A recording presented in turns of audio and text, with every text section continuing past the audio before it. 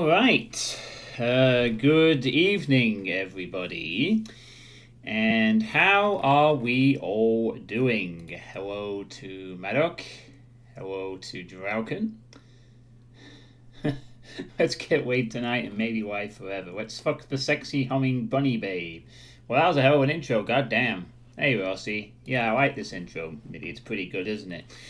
So tonight I'm going to be playing some of this. So yeah, here's the game. As you can see, there's the spirit, and wait, we're not. I just want you to walk into it. I just want you to walk into this. Fucking chat. This is the person that you all should have chose at the poll. But you didn't choose it, did you? No. You chose not the spirits. I know. We're not playing Dead by Daylight, don't worry. Just a quick little joke I came up with. Alright. We're not playing Dead by Daylight, but just a reminder what game series this is from. We're playing Hooked on You, a Dead by Daylight dating sim. Fuck you, give us Bunny Babe. Alright. I'll load the actual game now. Alright. Hopefully it's going to show up on the screen. There we go. That's the stuff. Alright.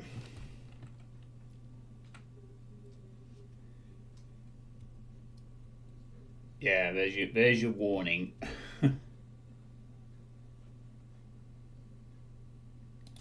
I'm not going to do sieges, so I think that'll be alright. Alright, so this is Hooked on You, a Dead by Daylight dating sim. Yes, actual game that came out 2 years ago in the summer. That's why I'm choosing to play this during the summer. That's a cool looking drink glass. Warning, things may get hot and you may end up horny. Maybe. End up? Boy, you have no idea. So, this is a very real game that came out 2 years ago. It is a dating sim based on Dead by Daylight, where you can date one of 4 killers. The Wraith, the Trapper, the Huntress, or the Spirit. And I did put this to a poll in the chat while I was away on my family break earlier this month, part of last month, and you all chose to pick the Huntress as the one I should pursue. So the Huntress will be the killer I will be attempting to date in this run. I honestly expected you all to pick the Trapper or the Wraith, and I really wanted the Spirit because cute gothic waifu with long hair, but we got the Huntress instead. All good. I had a date lately, but I realized I prefer to date the Huntress with Jonyo. So, yeah, dating sim. Oh boy. Have I ever played a dating sim before? I don't think I actually have.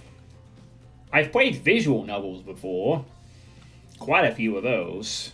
Especially a very well recommended and particularly awesome trilogy and a spin-off game that I still remember fun with. I don't think we're going to be seeing anything like that.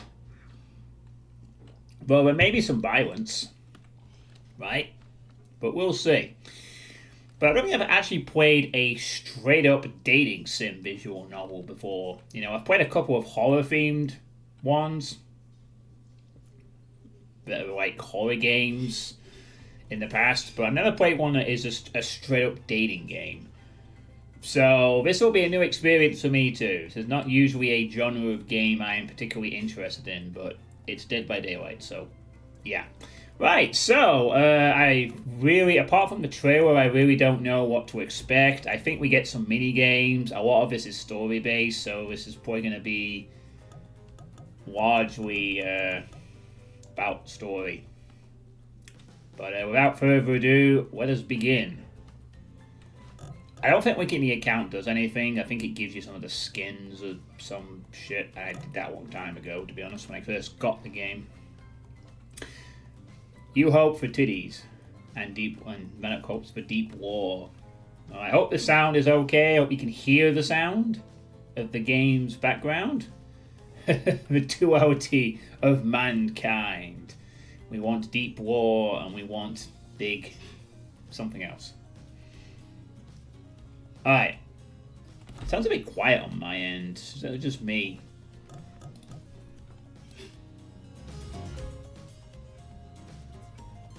Maybe just up the volume a little bit. Alright. It's a bit quiet, yeah. Alright, let's just increase. We'll leave the text size. Yeah, we'll leave it. Alright. Alright, let's go. New file. Welcome to your dream vacation. Before we get started, what shall we call you? Really? It doesn't have... Fine, that'll do. Alright, so we're off to whatever this is. Hopefully I've put the camera in the correct location. Cough, cough, cough. Oh good, I woke up in Danganronpa 2. Time to meet the other 16 survivors. You wake up on the beach, soaking wet. Salt water stinging the inside of your throat as if you nearly drowned. So I just woke up. So is this like a trial or something? Water falls from your mouth as you open it to gasp for air. You have no memory of how you got here. In fact, you can only remember your own name, but not where you came from, or a single fact about your life. Oh my god, we have amnesia. Oh, yeah. What you do know is that despite the outrageous beauty of the landscape about you, you feel incredibly sick to your stomach. Cough, cough. Wow, we went down the wrong pipe, huh? You need a minute, or can I go on? Alright, let's break the fourth wall already, sure. Because I can give you a minute, we got plenty of time. Endless time, really.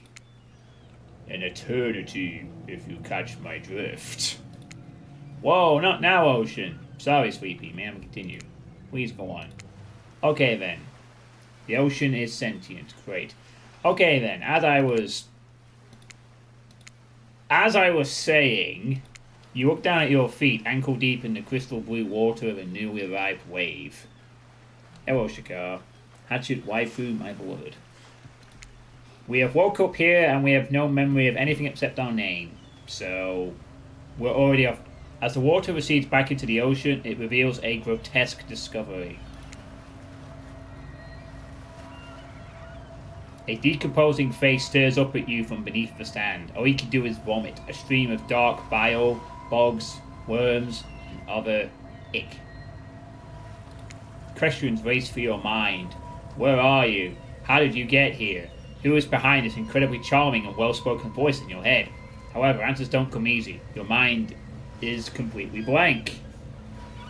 Call the head, Wilson. What will you do? Run. Close your eyes or dig up that face. Oh, we have little drums on each one. I like this.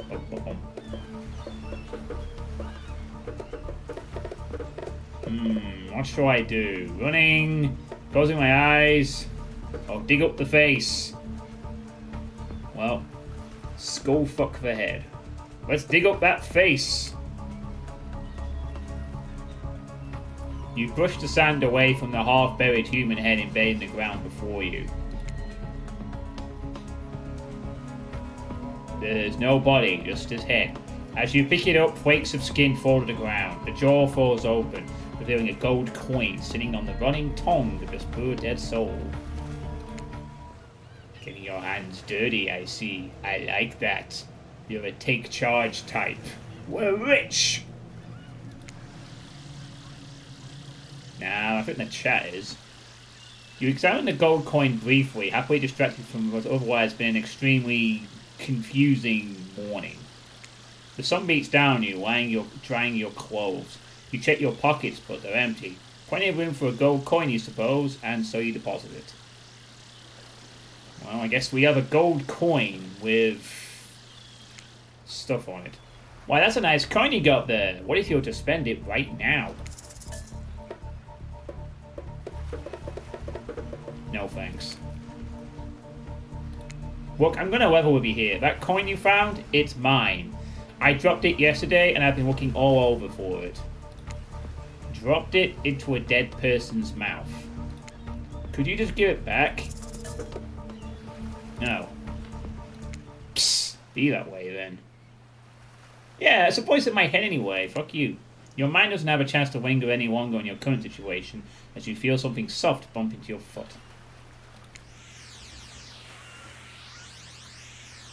When you look down, you find a volleyball sitting in the sand there next to you. Yeah, it's all a coin. What if we start you eating dinner? You stare down and frozen. A voice calls out from behind you. Will help, please? You turn around, and when you see what's waiting for you, your jaw just about hits the ground.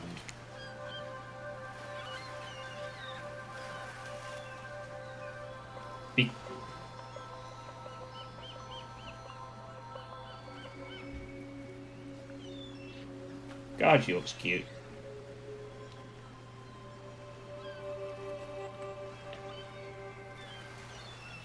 Hot damn. 4 gorgeous monsters stand halfway between you and a well-tended volleyball court. You're also in the game. Where?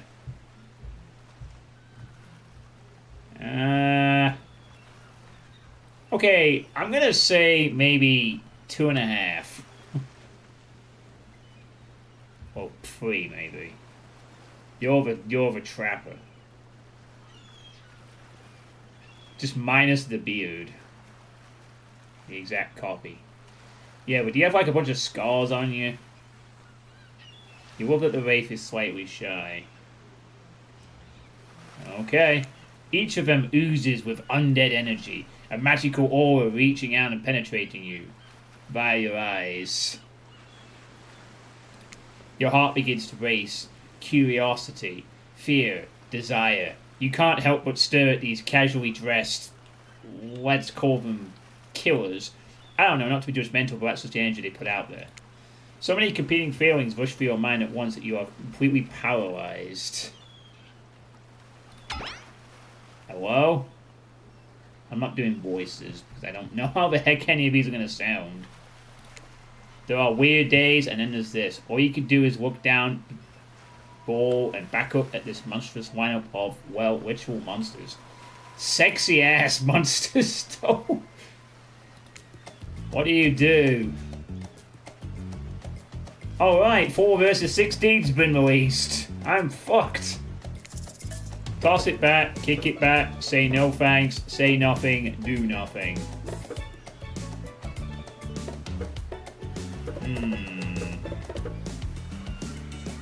Let's see, what should we do?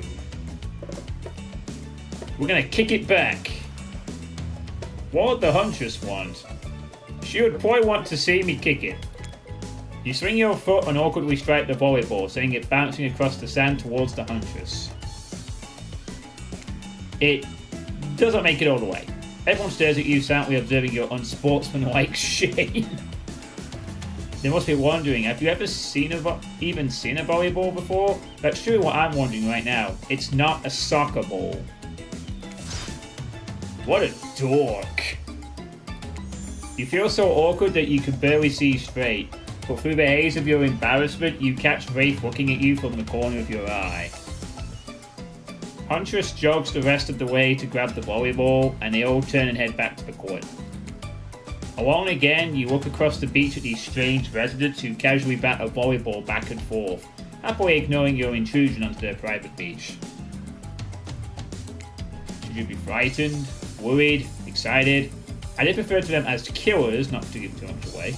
But at the same time, damn, they are looking very appealing in their own way, and Nobody so much as lifted a blood-soaked finger in your direction. Don't be scared, Suitepee. You were made for this. Well, geez, if the spooky ocean voice says not to be scared, I'm sure it's all going to work out.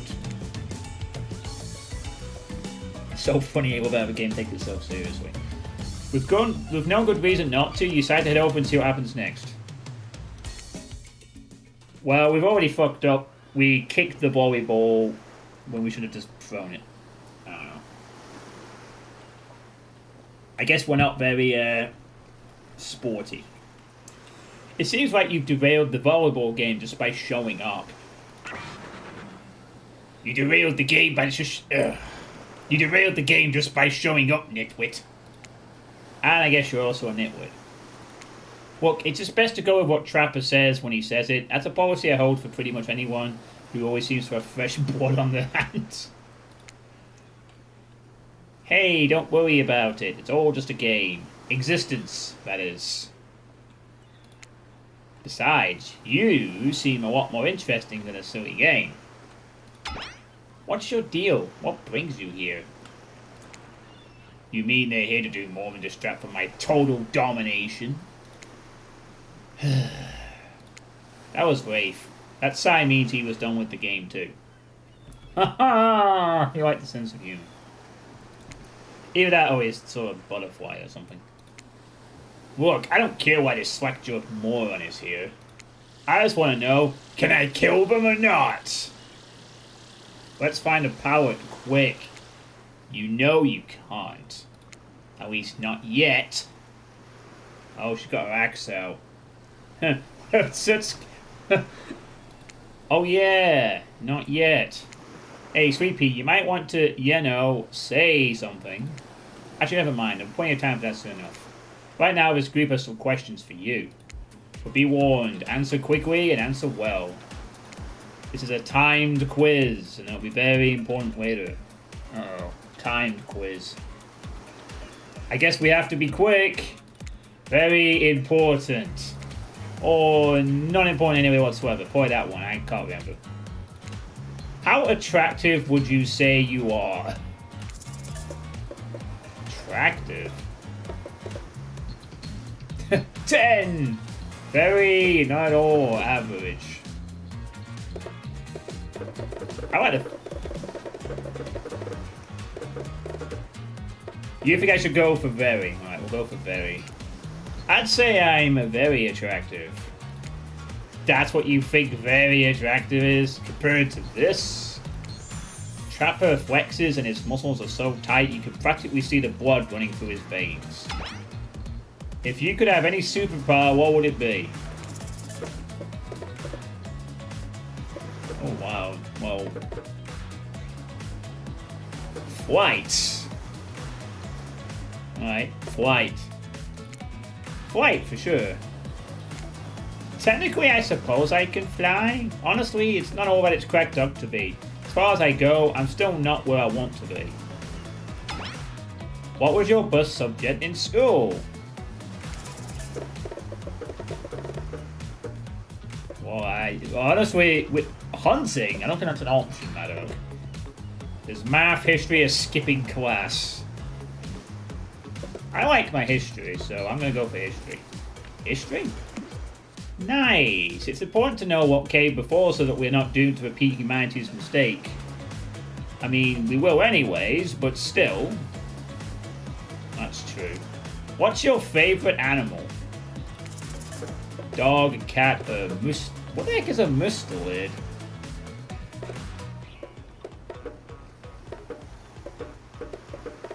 What is a mustelid?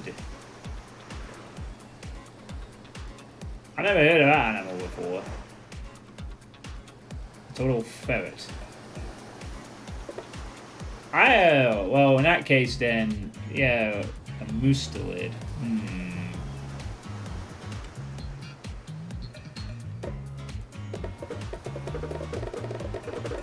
I really like the fact we have these drums. Well, I don't know what a little ferret sounds cute, so we'll go for the cute ferret. Mustelid, 100%.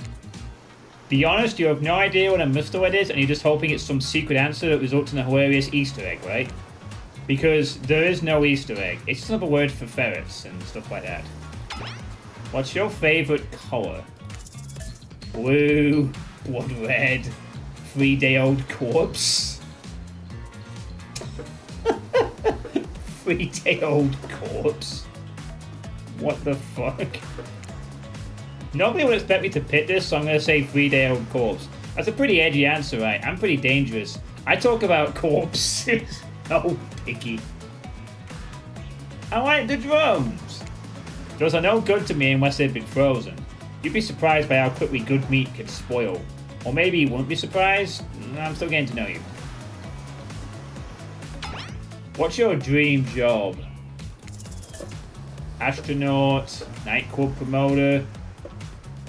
Ooh, astronaut. It'd be pretty amazing to be an astronaut, I think. It's hard to imagine being any further away from anyone and falling in space, the cold, inky vastness of nothing, forever. Best flavour of ice cream? Horse flesh. Chocolate, vanilla. I don't think we want to eat Maurice. What would Maurice think if we ate horse flesh? Huh? Meh. I like chocolate's cool. I mean, vanilla is vanilla, but chocolate. Chocolate. My favourite flavour is pain. Same. Same here. Mine is vanilla, swirled with pain. I think mint chip is the greatest flavour I've ever conceived myself, but enough about ice cream, alright?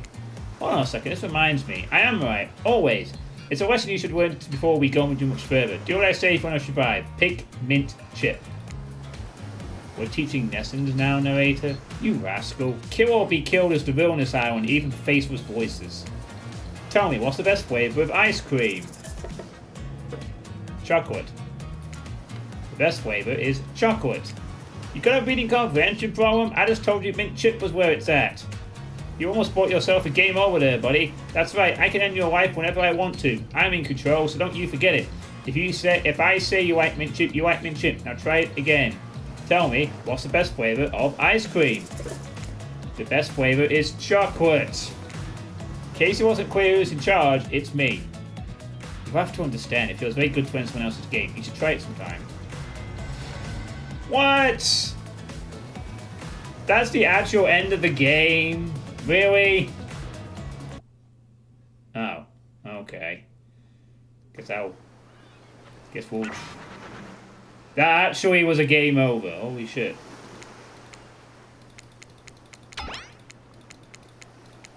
Alright, well.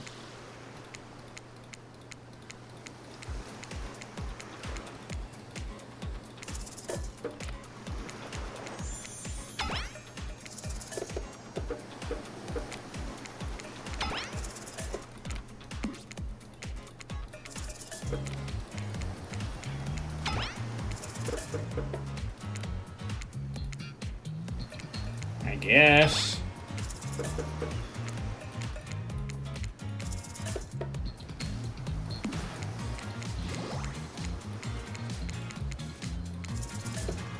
The best flavor is mint chip. So obedient. I think you're gonna do just fine. Anywho, now that they know so much about you, I'm sure the group wants you to start getting to know them. I'm Trapper. I pretty much run things around here. I'm the smartest, richest, strongest person on this whole island.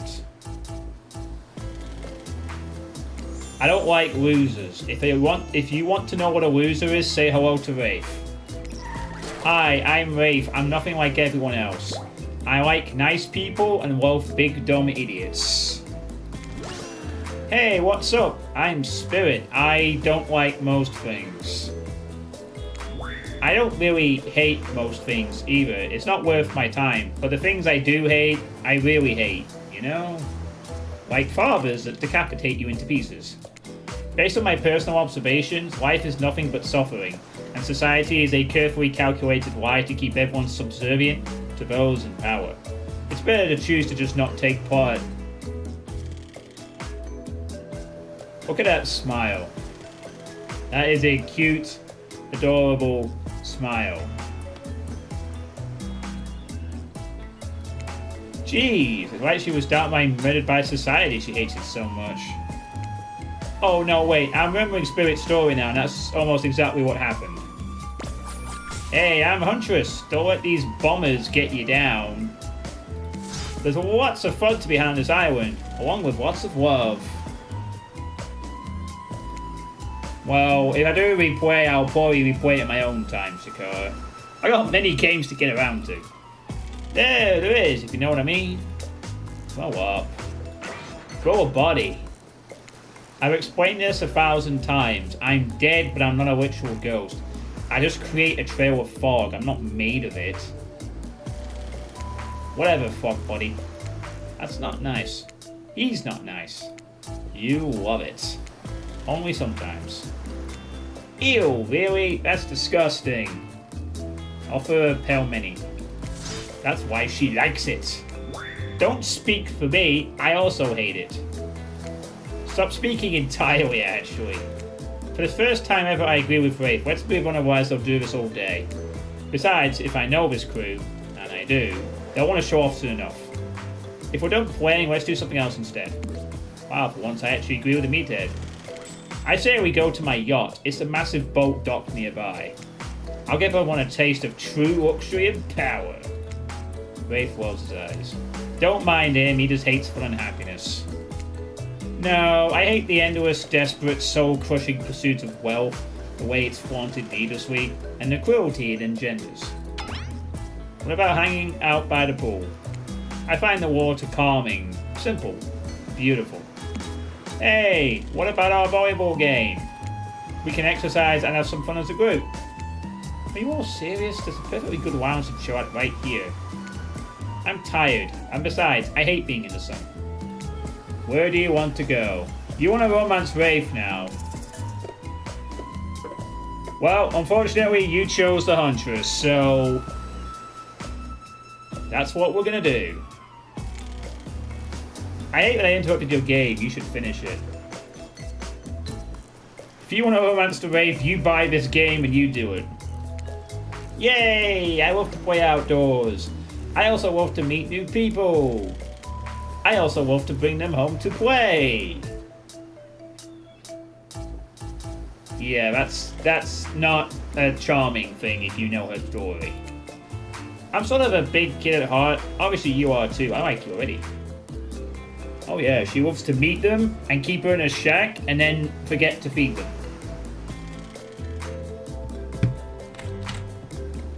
No, seriously, in the story she actually adopts kids. Because she thinks of them as her family. Oh, there's an adorable smile. Now she's got the same adorable smile. It's like that little gap smile. Maybe moe or whatever. I hate people who are too serious. They ruin... Oh, God. Well, we better be good liar then. Well, if they do if you don't handle them. Swiftly. Oh my goodness, what? Quadette? Oh my god, it's a wild Quadette. Hold on.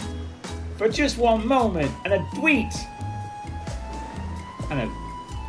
This is Dwight and Quadette, our activities coordinators. They're also the cooks, waiters, bartenders, janitors, and every other job. The fuck is that waistline? They're the only help remaining on the island. This place we call Murderer's Island. Cue dramatic musical push. None of the others survived. There you go. Ahem, survived the interview process, I mean. Hence why we shall heretofore refer to them as survivors with a capital S. These two have worked here a long time. So very long. I don't actually know how long it's been. Sorry. Anyway, I should probably let Dwight and Quadette do their mandated jobs. They sure look happy, but they're vibrating with a nervous energy that is starting to give me the creeps. We will now escort the group to the venue of your choosing. However, in the future, I recommend waiting for us to present you with your options whenever you possible, and don't just run off to various activities unsupervised. We don't have much autonomy around here. The least you can do is allow us to do our job. Hello, Depot. Well, that's why in the flying fuck is this garbage, but then again, it kind of says it in the game name. Yes, it's a dating sim, Depop. Based on Dead by Daylight. But there's some humor, probably. I'm pretty sure the people who made this game also made another quite hilarious game. Did they make the pigeon-weighted one? Had a full pigeon? The most you could do is help us get off this Right. Yes, pardon me. Please, follow us. Hey, narrator. Yes, something I can help you with? These two, Colette and Dwight, did they just start to mention something about wanting to escape? Is escape an option? Should I be trying to escape? Escape? Them? Oh, no. I think you're mistaken. It seemed like Dwight was asking for help to get off this island, though. Oh, right, that. Yes, that's true, he was. But he just meant that he wants to get to the other vacation island getaway, a couple miles south of here. It has much fancier accommodations than this island. It's one of those big corporate outfits, quite exclusive, where all the famous celebrities hang out.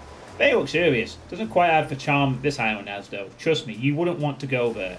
With all that money comes a lot of restrictions.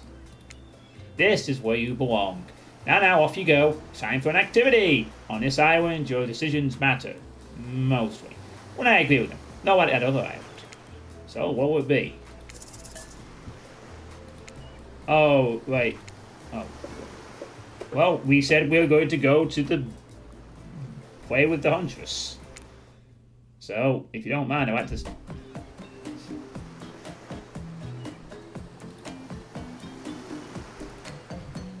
Save... Oh, is it auto-saving for us? Oh, it kind of is auto-saving. Never mind. Right. Go away.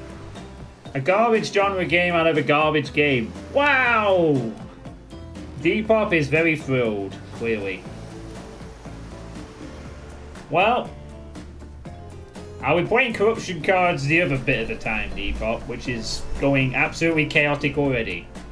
I'm up to E2M5 and I'm already having to dodge Cacodemons, line of sight, imps of acid, blood, and demons do things. You can manually save if you know something is coming up. Alright, anyway, the Huntress. Wow, it's so exciting to have someone else into athletics on the island. Spirit and Wraith are so boring and Trapper is so predictable, relying on brute strength to win games. He has no respect at all for grace and skill. Thank goodness you didn't choose the yacht. What kind of a person wants to be a sitting duck in the middle of the open ocean? You're just asking for a sneak attack for an elk.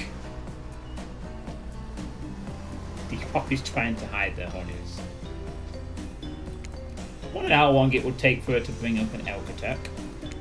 Game's starting up again, make sure you're watching close. She's really something, huh? Elk don't swim. Live in the forest long enough and you'll see an elk swim, believe you me. Cheer for me, cute stuff. The killers resumed their place on the volleyball court and resumed the match they were playing before you arrived. Hey, fancy a lemonade? I see you working up a first eyeing those bouncing buns playing volleyball. Could that answer your lemonade? Ooh, so fresh, so tart. She leans in and whispers in your ear. Who would you bet on to win? Who's the MVP of your little heart? You're nervous. You don't want any of these killers to hear you talking about them. Or not talking about them if they're into that sort of thing. Just pick someone, please. There's no like we got all day, night, week, month, year, lifetime, eternity, or anything. You put something in that guy's shorts. Sheesh. Okay, I think Huntress. Huntress? Oh shoot! Huntress overheard you. Aww, you got your eye on me. I'm flattered that you think I'm good, but honestly, I'm a little annoyed that I've been so flashy with my moves. Usually I'm so sneaky you can barely see me at all. Huntress is totally kicking my butt. Correct answer. Oh my gosh. I'm allowed to support the other people on this island, right? Oh jeez. I have no idea what the rules are here. Are there even rules? I should have stated my secret Larry. My secret Larry. She is totally flashing. Wow, what a game. It's a tie. Can there even be a tie in volleyball? No one knows since it's everyone's first time playing. These killers don't usually have time for team sports amidst their busy schedule of brutally tearing up survivors to shreds. Hey, is Cadet crying? Are you okay, Cadet? Quite a shedding a tear for our lost fellow survivors. You know, this resort had 4 employees when it opened. It's nothing, I'm totally fine. I'm guessing the others were probably Jake and Meg. Whatever you say, boss. Oh, look, the killers have dispersed and are all cooling down their own way. Spirit is reading a novel. Trapper is stretching sensually in between chainsaw curls. What? Chainsaw curls? The fuck? Rafe is standing on the beach desperately hoping that the sand will swallow him up, and the Huntress is doing some target practice with a bloody hatchet. Spirit is reading a novel. Oh, he's lifting chainsaws. Oh, okay. V-shaped bikini. You feel a nudge. Dwight is looking at you expectantly. You should really make a move. Life is short. You could get snuffed out at any time of day. Carpe diem. Carpe PM. Carpe nowem. Go ahead, chat one of them up. So, which killer has caught your eye? Ugh. She's reading a novel. She's basically like Yuri from Doki Doki. But I have to go with the Huntress because that's what the chat voted for. You know what, the Huntress. After all, this whole sporty hangout thing was her idea. Might as well see how she's doing. John.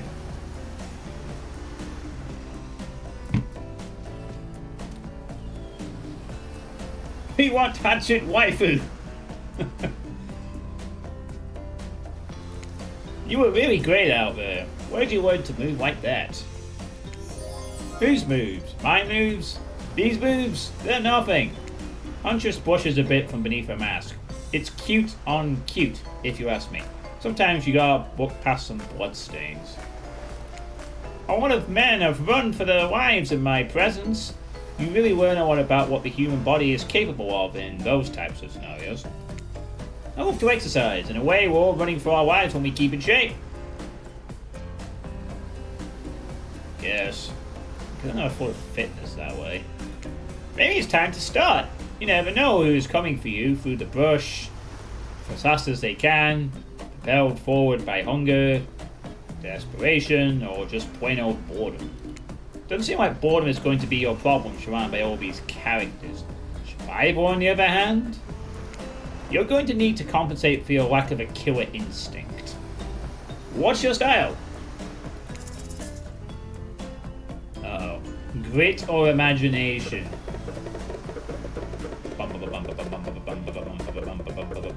Oh no! My imagination is probably terrible, so I'm gonna go for grit. I might not be strong, but I'm tough, you know what I mean? Like, chewy? She did not seem to know what you mean. Like, ready for anything, to do whatever it takes to survive.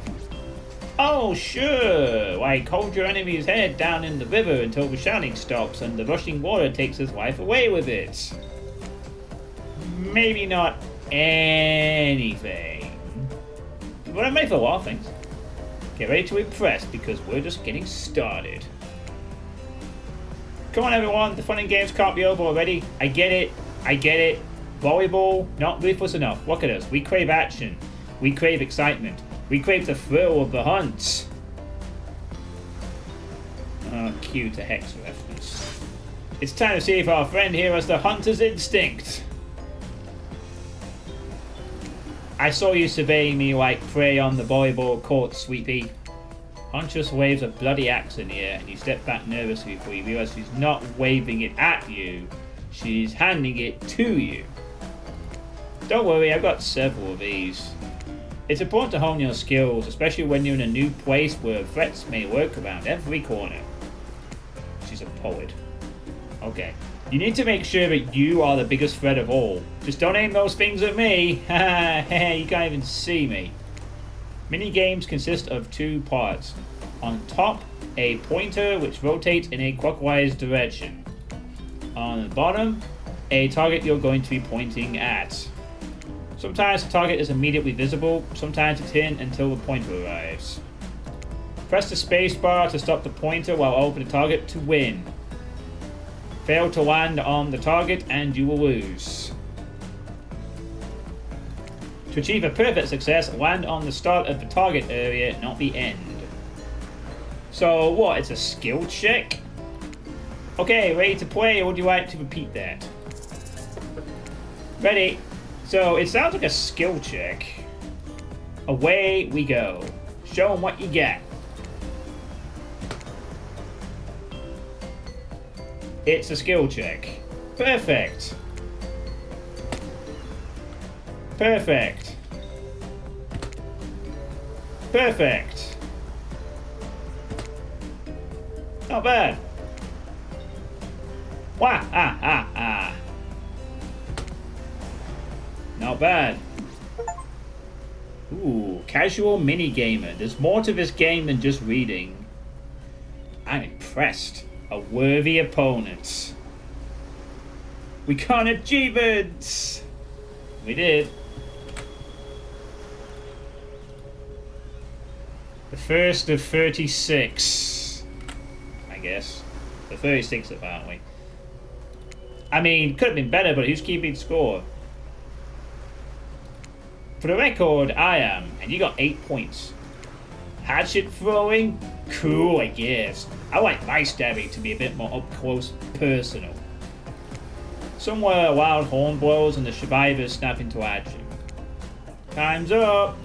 You heard him, get to the next activity! Duck, duck, duck. Away with you.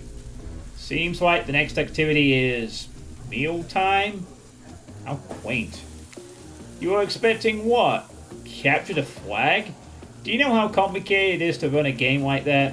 Much more show than sitting and talking. You arrive at the cookout area to find an assortment of picnic tables scattered around.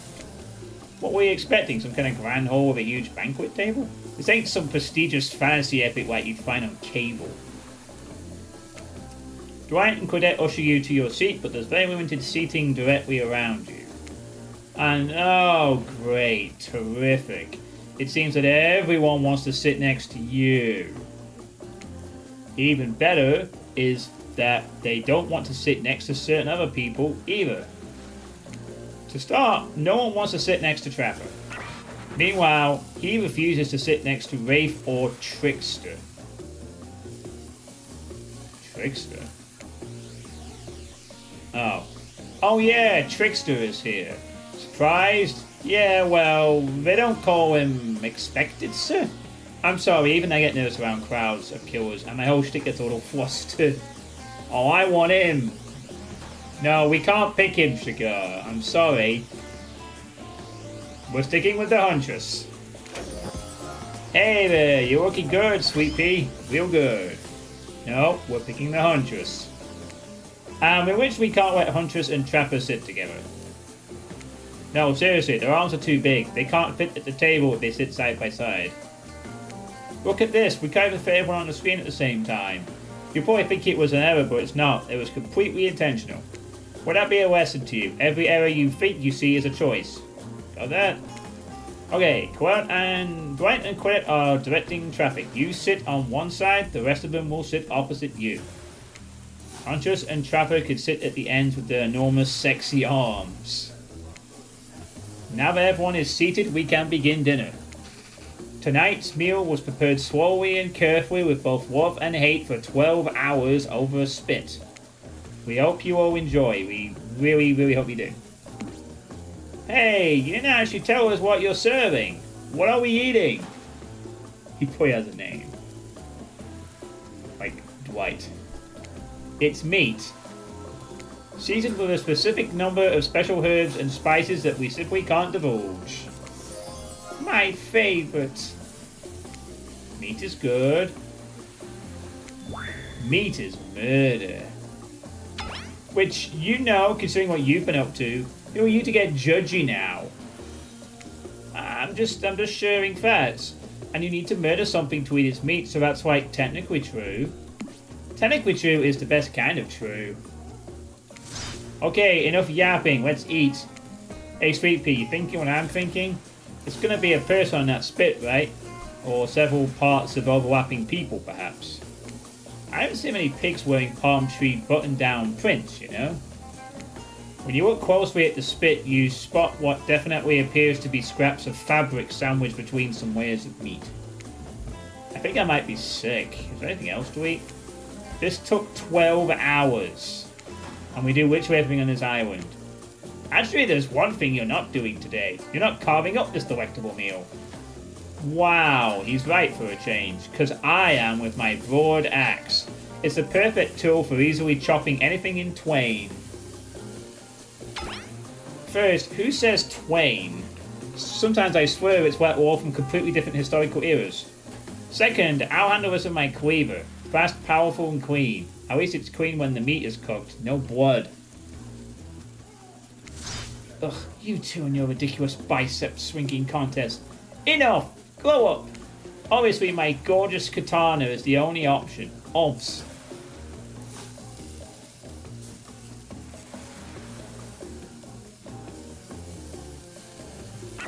The hell it is. Okay, yeah, that's actually quite spooky. Okay, well, I'll show you both my katana and send you to actual hell if you'd like. Please stop. Please, I hate when we fight, or talk, or even when we look each other in the eye. Angry spirit! I can do it. I have the skull of Azeroth. Great, instead of slicing up, you can club it to a second death. Hey, Suitepee, I know this isn't what you want to eat, but hurry up and volunteer to carve up Felix. I mean, dinner. Oh. So, Felix the architect was killed. Otherwise, this will go on for hours. No hyperbole. They once argued over who had the most effective weapons for 72 straight hours. What a shame. All the way to die. Whip smack. And it doesn't matter which one does it, when they're done, they will take even longer to clean their weapon, or while explaining their value in maintaining your tools. Despite being a bunch of cold-blooded killers, for some reason they're always terrified of tetanus. Hey, why don't you just let me carve up dinner? It's a great idea. We'd hate for it to get cold. He hated it when it got cold. Here's a machete, freshly sharpened. Oh, we gotta cut this up. Oh no, we're going to... Alright. Sliced. Perfect. Not bad. Damn it. Nice. Not bad. That was pretty good. I'd like to see what you could do with a less clumsy weapon. Yeah, I said it. Machetes are dumb. No Dead by Daylight without quick time events. Dinner is finally served. For real. The sounds, especially coming from the masked killers while they eat, which involves lifting their masks and shoving up food behind them, are nasty. Spirit, meanwhile, doesn't even eat. She's the only one who seems to be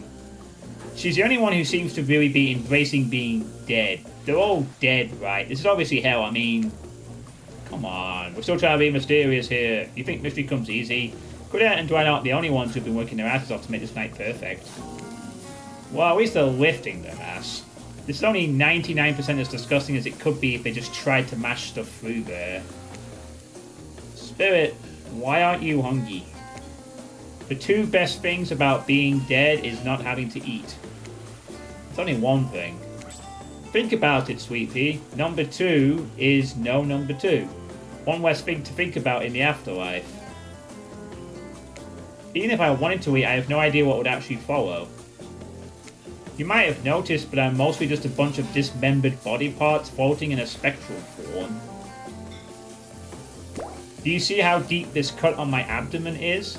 I don't think my digestive tract connects anymore. Between the food and the behaviour of the group, this might be the worst meal in history. But even worse is they're staring at you. You're not eating. They don't like that. I think they want an explanation why. What do you want to tell them? Look at that seagull! Wow, you ever see a seagull that big? I haven't. That's incredible. What were we talking about? Lame misdirect. Yeah, she's right, Suitepee. Pretty lame. Own who you are. Never compromised. Didn't you wash up on this island with no memory of who you are and how you got here? Yes, you did. Poor thing. You have no idea the last time you ate a real meal, and you've been standing in the sun. But the seagull! Uh-oh, he just made a lot of good points. I swear. You'll begin to feel lightheaded. It waved at me. Maybe you need to eat to survive here. Either that or someone poisoned you. No, wait, you haven't eaten, so you can't be poisoned. Whatever the answer, you're clearly about to pass out. Oh hey, it's me again. Your friend, mentor, and guide. Narrator to the narrator. The ocean. I think you're going to have to caress her, you have to be careful. Not sure how I feel about that characterization, but I'll allow it. I brought you here, and I might be the only one who can help you now. There's only one thing you must do to survive. You have to figure out why you're really here. No one can tell you, not unless you follow the right path, or at least a right path. There's too many of those to count. Hopefully you pick at least one of them. Because there are even more wrong paths. Many of them lead to your demise. Others lead to something even worse. Starting scenes over and having to fast forward back to where you were, am I right? For this place holds many secrets, even from itself. But the one that truly matters can only be learned if you answer the most important question. Why are you here? Why are you here? Answer that and you'll learn the truth. The ultimate truth. Save. Oh, sorry, Lord Misfit. Vague. Mysterious. I gotta give it up to this ocean character. That's some quality early game storytelling. Hold on, I'm back. One more piece of advice. You made many choices by now. Some of them I like, some of them I did not. It's in your best interest to make more choices that I like. Okay. You wake up to find Huntress holding your limp body, gingerly pouring cool water into your mouth.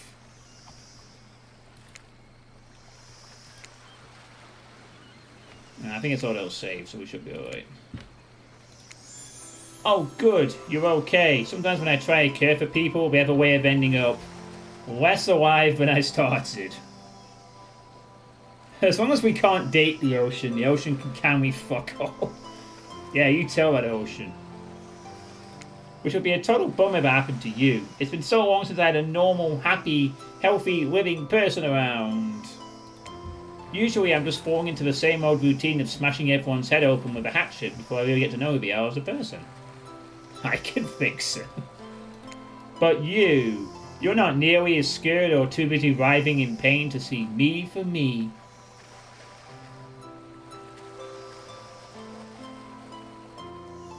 I think she does, Shakira. You feel nervous in her arms, not just because they're maybe crushing you a little bit, but because she's beautiful. Yes, beautiful, but I was just going to narrate that fact, not, say it out loud as a single word like some creep. Beautiful mask! Your bunny mask, it's quite gorgeous. Nice recovery, but now that you're awake and talking, you gotta keep this up. Did you make it yourself?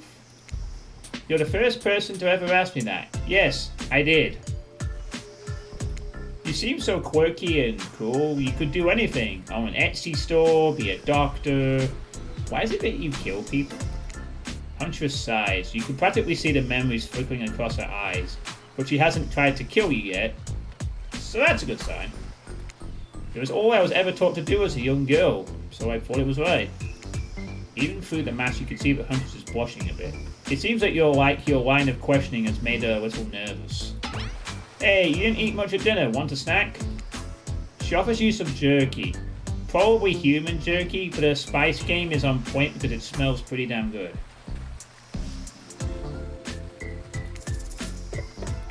Alright, we have to eat to survive after all, apparently. But on Murderer's Island, you might as well eat as the killers do, plus you really are hungry. And you can channel on jerky sensually, right? You'd eat human jerky.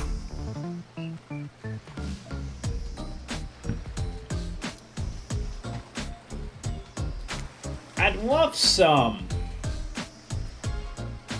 After a moment of quiet cheering on what you choose to believe is not human fly meat, you decide to be bold and ask another question. Have you ever been in a relationship before? Dang, you're really going there? You do not play around, Suitepee.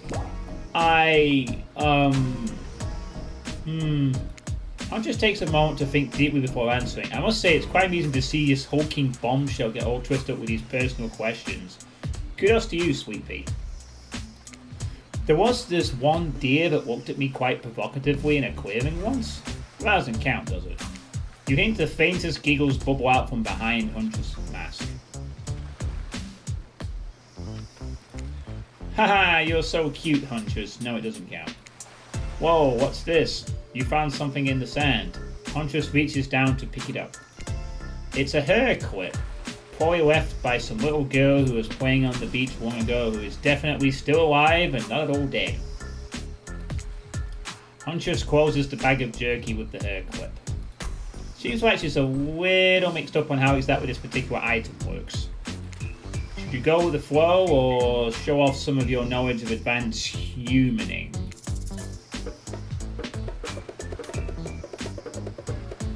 I don't think she likes people that show off.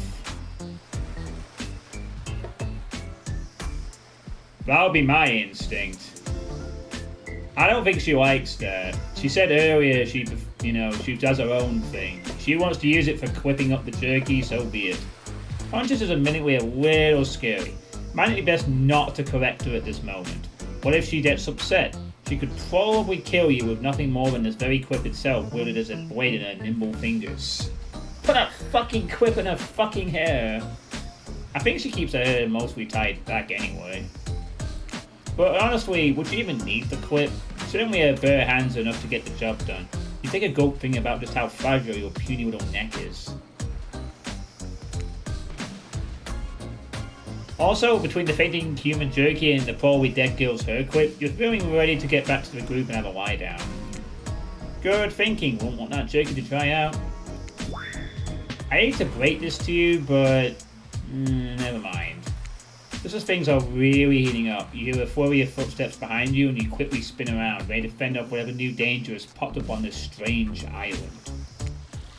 Only to find it's Dwight and the cadets sprinting across the beach, clipboards in hand, which they're waving in the air above their heads. It's very important that we stick to the itinerary and attend each event as scheduled. Playing sick for cute flirt points was not a part of this evening's activity. That's strictly slotted in for after campfire story time. At this rate, we'll be late. Playing sick? No, I was. No time for excuses. Well, there is, but that's scheduled for what comes after the flirting. Go, go, go, go!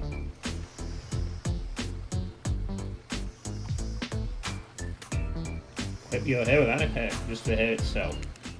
Okay, Dwight. It seems to be auto-saving at the beginning of each new section, so I might not need to save that often. Unless it's like a big decision or something. Once everyone has gathered at the fire pit, Dwight and Claudette quickly make an announcement. We're not going to blame anyone in particular, but someone, and we're not going to say who, so don't worry you, hasn't been sticking to the schedule. That means we're behind on time for evening activities. I only have time for one person to share their special spooky nighttime story. Just one story, but story time is my favourite activity. This is a narrative-heavy experience. You're telling us that only one person gets to share? How will we decide who? Oh, great. We have to decide as a group. That never goes well. You're ready to step up now. I swear I won't be angry.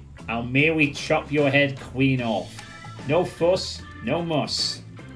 Hello, Kinikos. What the fuck is this? This is Dead by Daylight, the dating sim.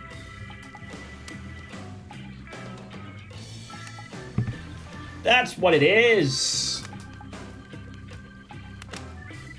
It's a dating sim that came out 2 years ago. It's going to have some comedy elements to it, but it's essentially exactly as advertised. And we're after the Huntress, because that's what the chat voted for in the poll I made earlier this summer. Voice trembling, you realize this is probably it for you, but you embrace your fate. Sorry everyone, I think they're talking about me. To be honest, I still don't understand how this whole schedule thing works. I guess I lost track of time while I was passed out. Been there before. Even though it's taking some pressure off of me, which is an absolute dream come true, is it really fair to pick on the newbie? Hey Caster, how are you, man? I'm doing okay. I'm doing alright. Been to the gym today. Weather's getting a bit less summery. I'm starting to think summer might have actually ended here in the UK. And we're getting towards autumn already, but who knows. Seriously, has anything here ever happened on schedule even once?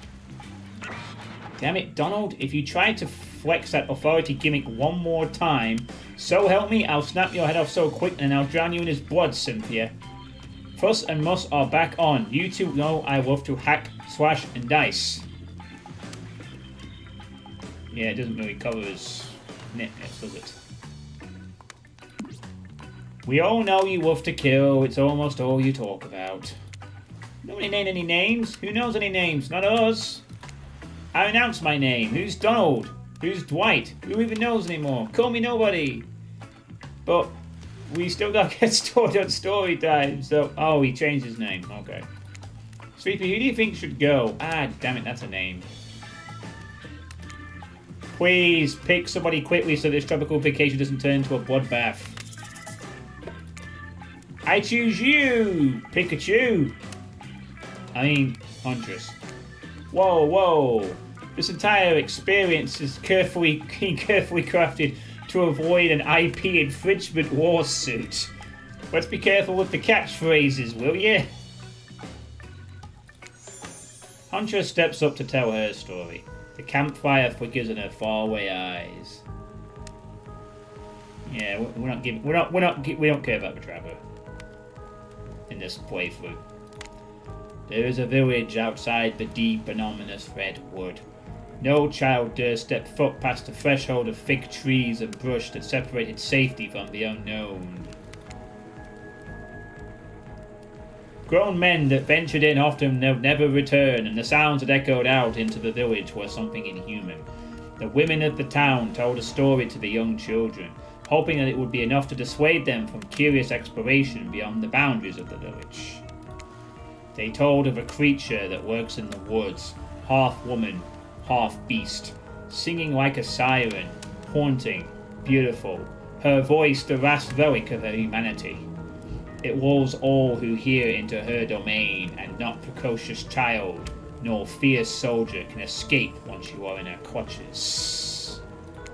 Those who've seen her say she wears a mask of hair stained with the blood of so many pure souls. The hatchet she wields has been brought down brutally on the skull of many an unsuspecting hunter. The nightmare doesn't end there. For what's a hungry beast to do in the frigid winters with nothing but hunter meat to live off of? It is said that the Huntress, as the villagers called her, couldn't bring herself to kill the young girls she came across in the forest. Instead, they'd suffer an even worse fate. Longing for a child of her own, she'd bring them back to a secluded cabin to keep them safe. She'd wrap a tight cord of rope around their necks and affix them to the wall. That way, they'd be warm. That way, they'd be out of harm's way. The hunters would even bring the girls presents, toys she pilfered from other bodies, masks she'd fashion out of things from the cottage, and little dolls made of grass and twigs. But these toys did nothing to quell the children's fear. Within days, the girls would waste away from starvation and dehydration. For all her good intentions, the Huntress had never learned how to care for a human child. And that's the Huntress' actual backstory in the game, so, yeah. The trapper basically was a part of a rich estate. The Wraith has the most tragic backstory. Probably the darkest as Dead by Daylight ever has gotten and ever probably will. And the spirit was chopped up by her dad. You see a tear creep down from underneath Huntress' mask. Suddenly the most beautiful singing voice you've ever heard fills the air. sweep, my darling tiny one, tucked within your bed so tight, else the old grey wolf will come and grab you by your side. The story makes a true dent in her enchantedness. There's a brief moment of silence and you feel the need to contribute to this stirring moment. Join in singing, slow clap, make a joke. Maybe we could join in singing. Yeah, I don't think making a joke's a good idea. I think we should join in singing. He'll snatch you up between his teeth, and if on the bed's edge you sweep, and drag you to the forest deep, beneath the quaking tree. What's this?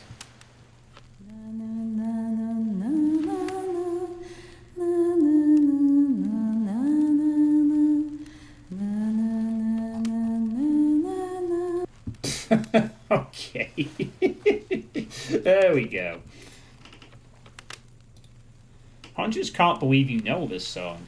You share an intimate glance across the campfire. Yeah, you've told me about this before. She actually sings a Russian lullaby. But that's where she came from. An intimate glance. So close your eyes and fall asleep. Count the little woolly sheep. Tucked so tightly you must keep, or he will come for you. Trial run. Wow, you're really getting the hang of it now, or so you think. It's got an achievement. I want to play fucking Enter Sandman, but I would probably get DMCA'd, so moving on. I think you could say that. Manok. The song ends and you are both met with silence around the campfire. I love that song. Bayou Bayushka, the old Soviet lullaby, right? It is the song my mother used to sing to me before bed every night. But now I must go. The memories, they are so much. Jesus Christ, she keeps lifting that skirt up, doesn't she? Like, whoosh, look at my thighs.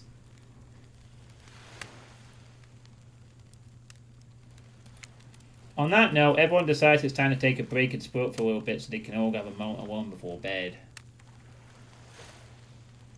Keeps farting. Okay. Everyone leaves and you're alone by the fire. The only thing you hear is the ocean slowly lapping against the shore. This is nice.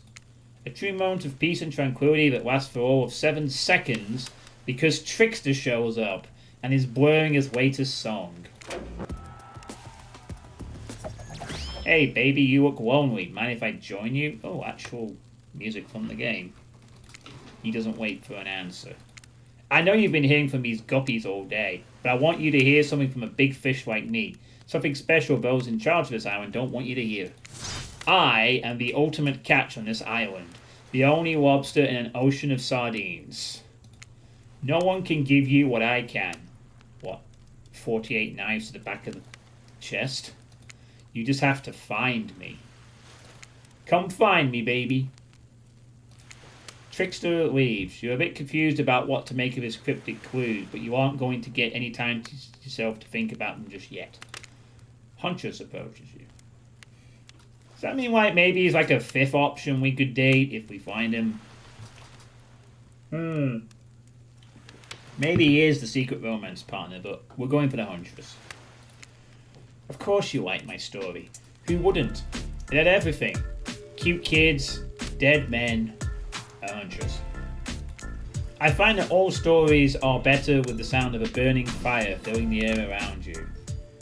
The ocean did say there were secrets. All the smoke, however, I could do without. I'd rather eat barbecue than smell like it. Let's rinse off all that campfire with dipping in a hot tub, shall we? Dipping in hot tubs with the Huntress? You've come a long way in a single day. I'm not saying you shouldn't follow her. An offer like that. Just don't forget our little talk. Yeah, whatever, Ocean. All the kills say you're pretty fly for a white kill. You and your storyteller friend slip into the water. It's just the right temperature for an evening dip. Plus, if some jealous shark comes along and manages to jump from the ocean into the pool, you're also pretty sure your killer companion could handle it.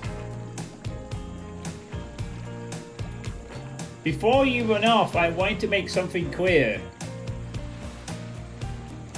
Yeah, I remember that. The Offspring, Maddox.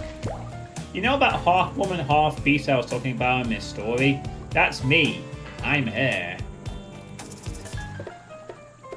No way, how cool. That's really awesome. Thanks for being vulnerable and telling such a personal story. Huntress Fox shyly twirls her hair. Tell the truth, what did you think of my tale? Do I have the makings of a best-selling author such as the comedic mastermind Dostoevsky?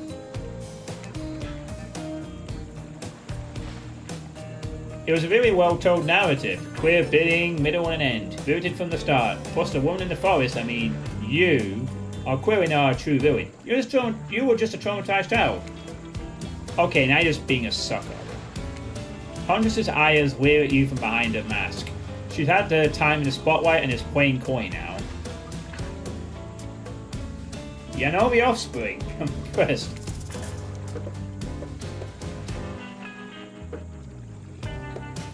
You chuckle awkwardly at Huntress's statement of the obvious. Why are you laughing? I can't help but giggle when we're both about to die and also maybe falling in love.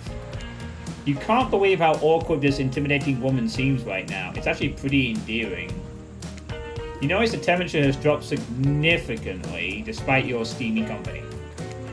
It's a little chilly and your bare shoulders must be freezing. Let's head back to the fire and put me to bed, eh? We hate to intrude on whatever smooth moves we're about to unveil themselves, but it's time for bed! Usually nighttime is when I do my best hunting. But after a day like today, even Ampere took it out. Will I see you tomorrow, Suitepee? Only if I don't see you first! You make a cute little bow hunting motion. Huntress captures the imaginary arrow you shoot in her teeth, and then bites down hard, snapping it in half. At least you think that's what she's doing. It's kinda hard to tell.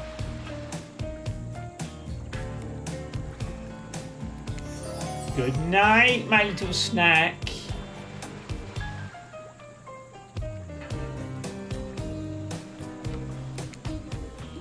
I'm sure that wasn't a reference to actually eating you. You head over to the campfire. The heat is comforting on this chilly night.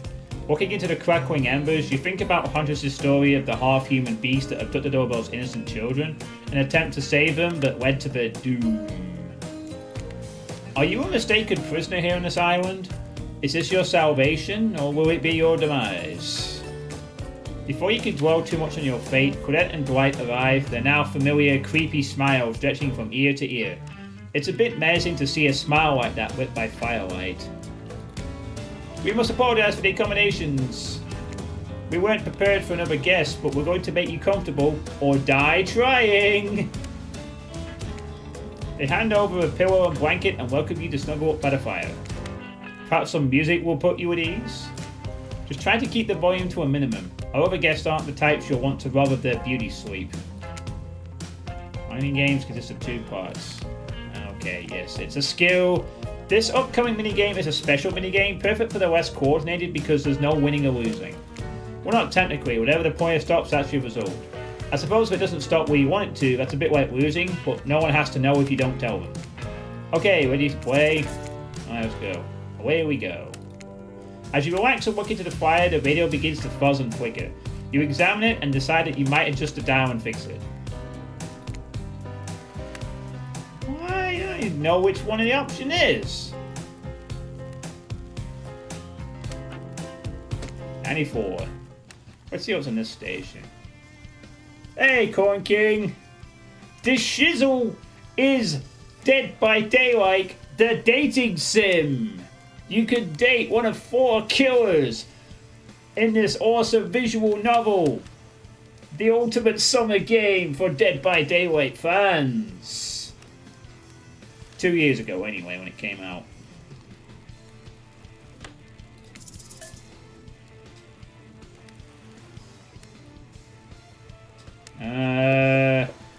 Let's see what's on this station. Nah, I ain't that kind of a player. Hey, how you doing, man? I told Marissa what you were playing and their response was just Lamau. Hey, I was gifted this. Oh yeah, I actually was gifted this. I forgot who gifted it to me, but someone did. Who gifted you this? Give me a sec. I can probably check. Let's see. Oh, here we go.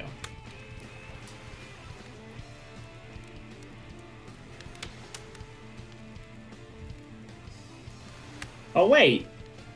Was I gifted this? I might be wrong, actually.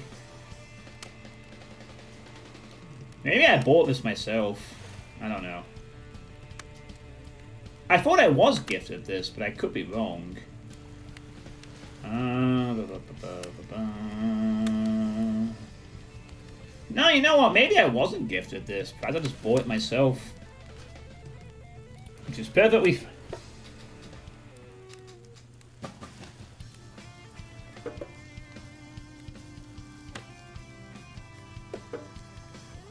Listen more or turn it off.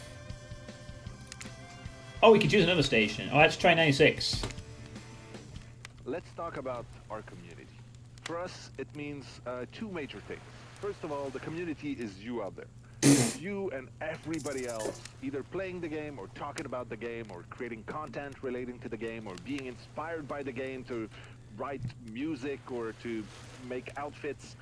It's everybody that's part of what makes Dead by Daylight this amazingly rich and passionate. Oh, it's real cute. It's Matthew Quixote, one of the Wii developers for the game. Social platform, in person. It means people who play together. It's even the people who play by themselves and never talk to anybody. So it's important for us to be able to break it down and figure out exactly who is part of the community and how do this game is licensed.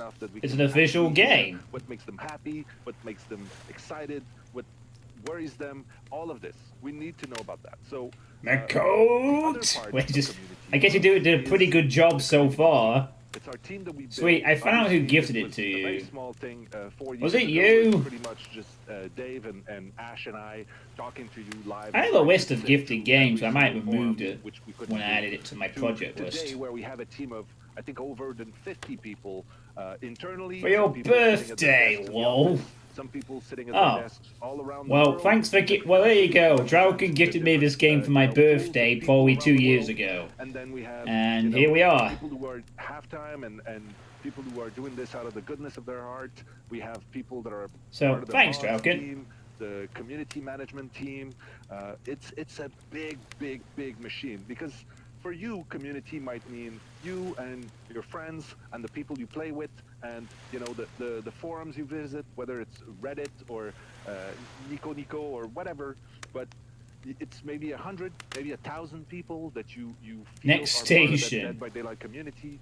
You should probably know that there's probably hundreds and thousands of these pools of people around the world, and each and every one of these has their culture and their desires and their worries, and all of this is something that we need. Dead by Daylight is also having another game that's coming out next month, The Disappearance of Ethan Carter, which I am also thinking of playing when it comes out.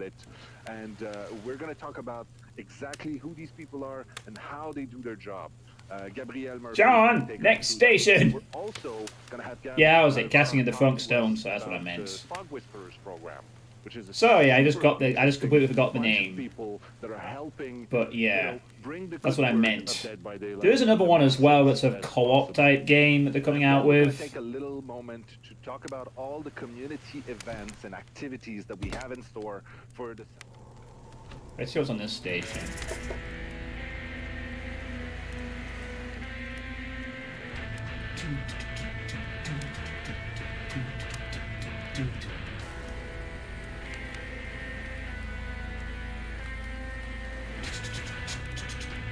Oh fuck, I should know whose thing this is.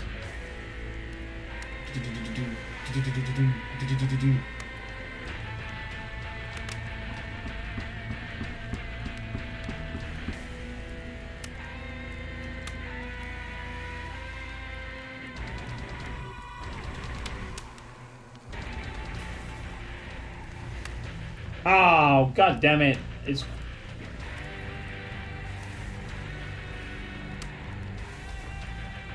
No, it... Yeah, Legion, that's it. Thank you. No, I really did forget who this was.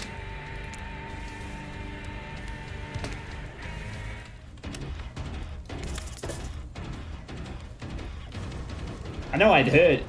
It just completely slipped my mind who it was.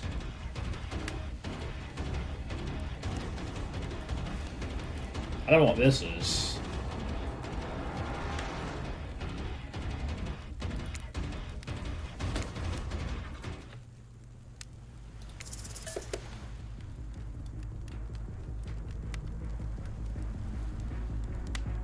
Wasn't that Ghostface's theme for a little bit?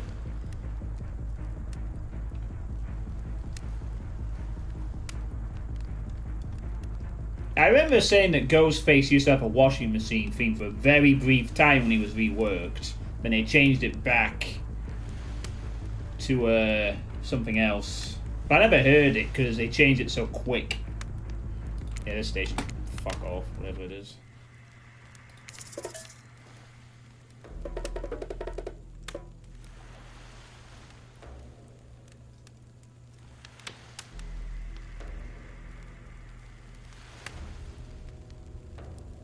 Yeah, Frankstone looks interesting. I mean, if it's anything like Until Dawn, which apparently is meant to be good, it seems like it could be an interesting little game, honestly.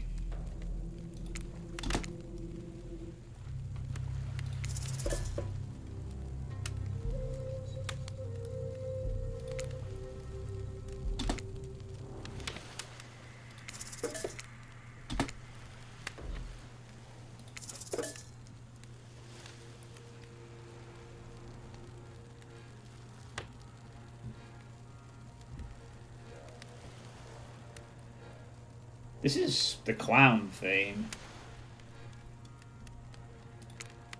I don't know what this is. Let's talk about our community. For us, it means two major things. Can you really not hear the music?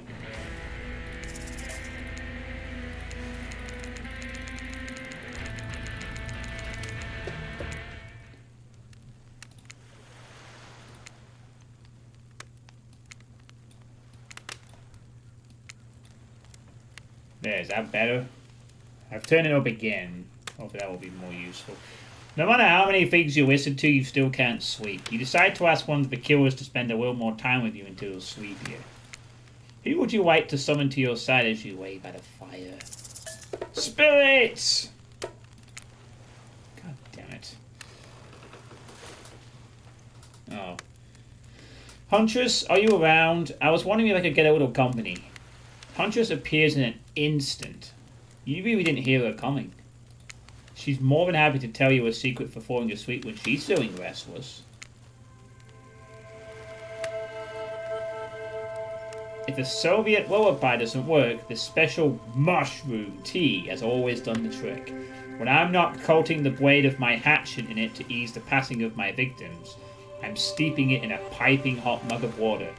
Try it! Oh dear. You do. You finally start to feel sleepy, except maybe this isn't really a sleepy feeling. Maybe you're paralyzed? You try to keep your eyes open, but you can't.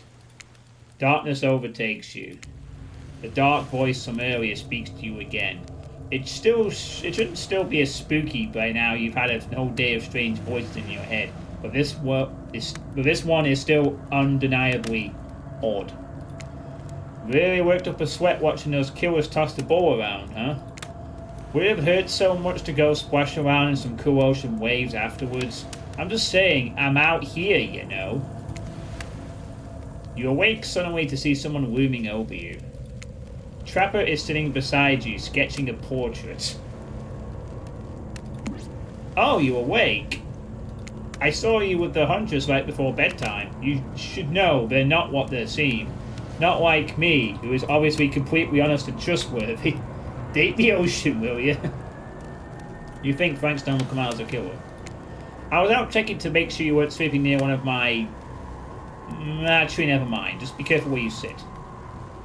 How do you date a body of water? But since I'm here, I'd like to share two things with you. One, that you've booby-trapped the island with bear traps. One, I do not take rejection well. Two, the first thing is very important to remember. Were you drawing me? Trapper doesn't answer. You aren't drawing stink lines radiating out from me, are you? Still nothing from Trapper. Well, that's true. There is a ghost in the game. Look, I'm not an easy guy to get along with, but I am an easy guy to spend time with. That will make sense if you choose to spend time with me tomorrow. The rest of this scum live like rats. They won't know a good time for it if I bit them on the ass. I mean that literally. Point is, if you select me, you're in for a day of luxury, extravagance, and fun. Yes, I said fun. And if I don't pick you? Remember what I said earlier, or it might be the last thing you ever forget. But hey, you look tired. Get some rest. Sleep. Maybe even sleep well if you can. I'm sorry, Trapper, we're not going for you. Who the fuck write these dialogues? Just try not to roll over to about 15 feet to your left. Finally alone, for real this time, maybe, you drift off to sleep. Again. Hopefully you're not poisoned.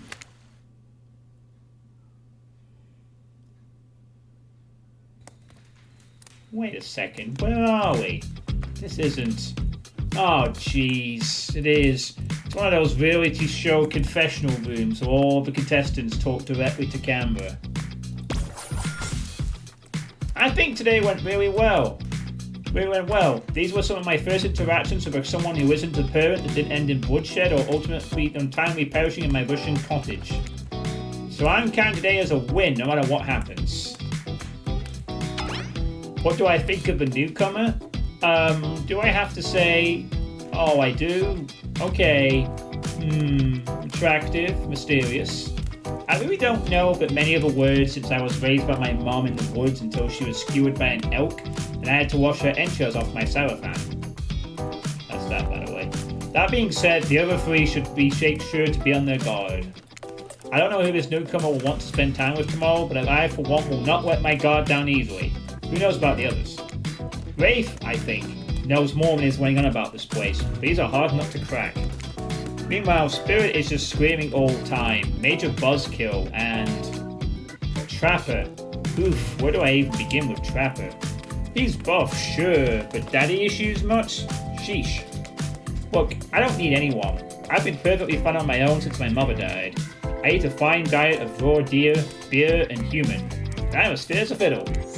That being said, something about this newcomer makes me think that I might be missing out on some huge part of this thing called life.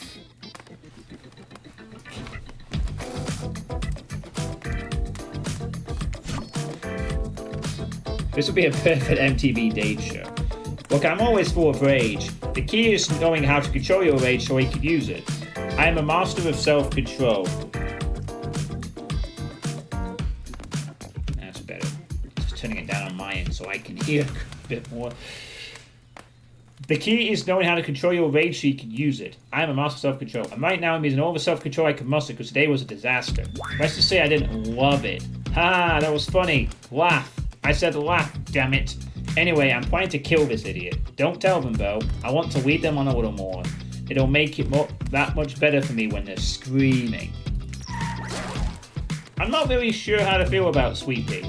On one hand, everyone I've ever cared about has met an awful fate, so it's probably good for Suitepee to just keep ignoring me.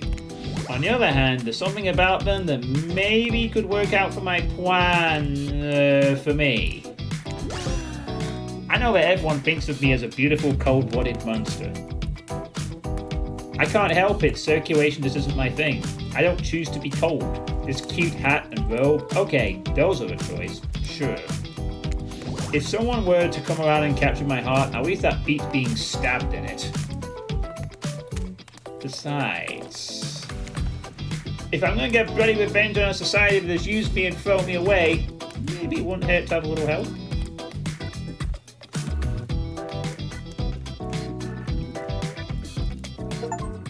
Still alive. You survived your first day. As far as accomplishments go, this is certainly one of them.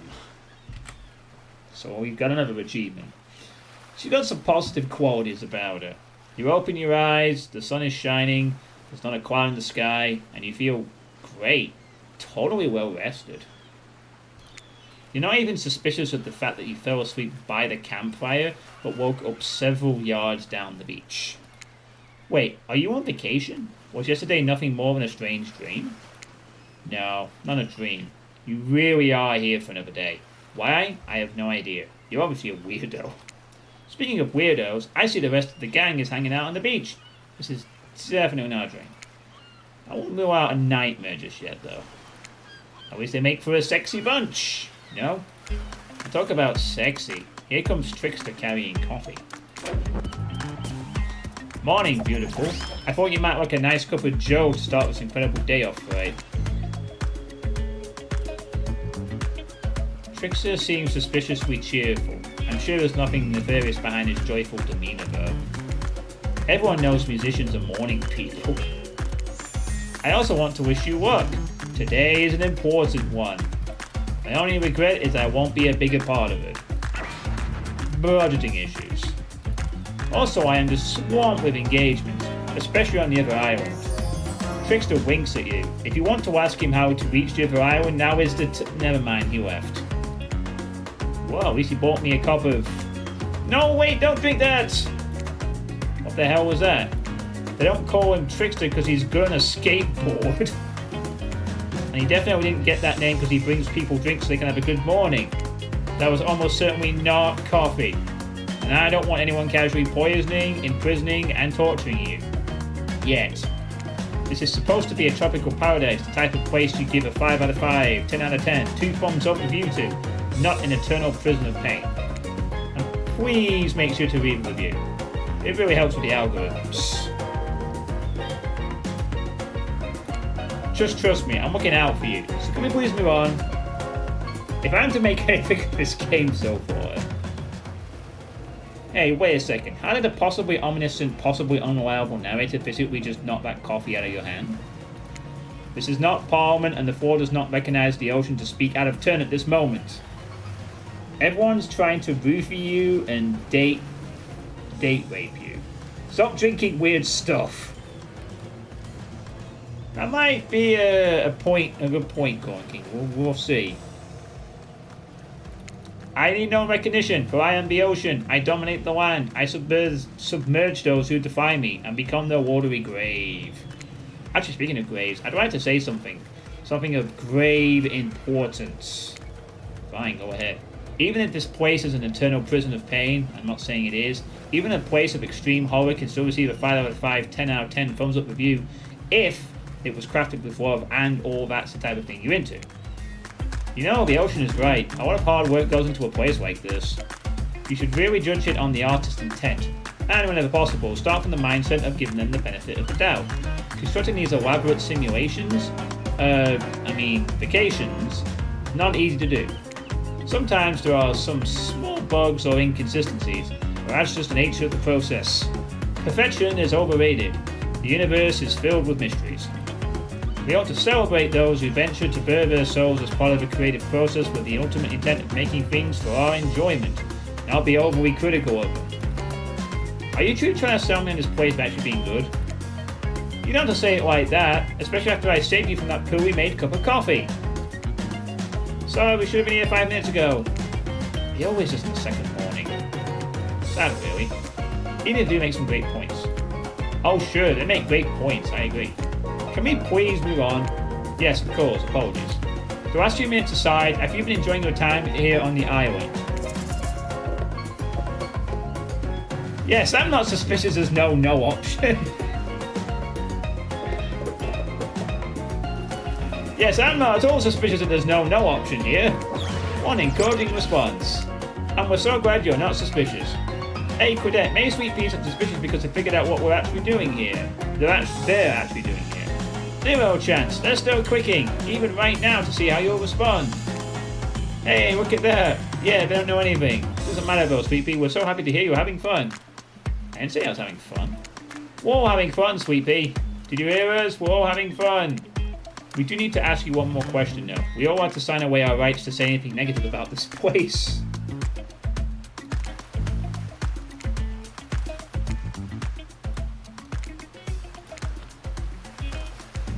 Would you please sign this non-disparagement agreement? Non-disparagement agreement. Alright. Yes, I would hereby agree to participate in a verbal contract staying with ISVP will never say anything negative about my stay on the island. Perfect. Delightful. Excellent. Yes, yes. Hey, Sweet Pea, still totally cool if you have constructive feedback. The place to leave that is in a positive review because we all know that nobody reads negative reviews of games. Results like this. Never sign anything without reading it.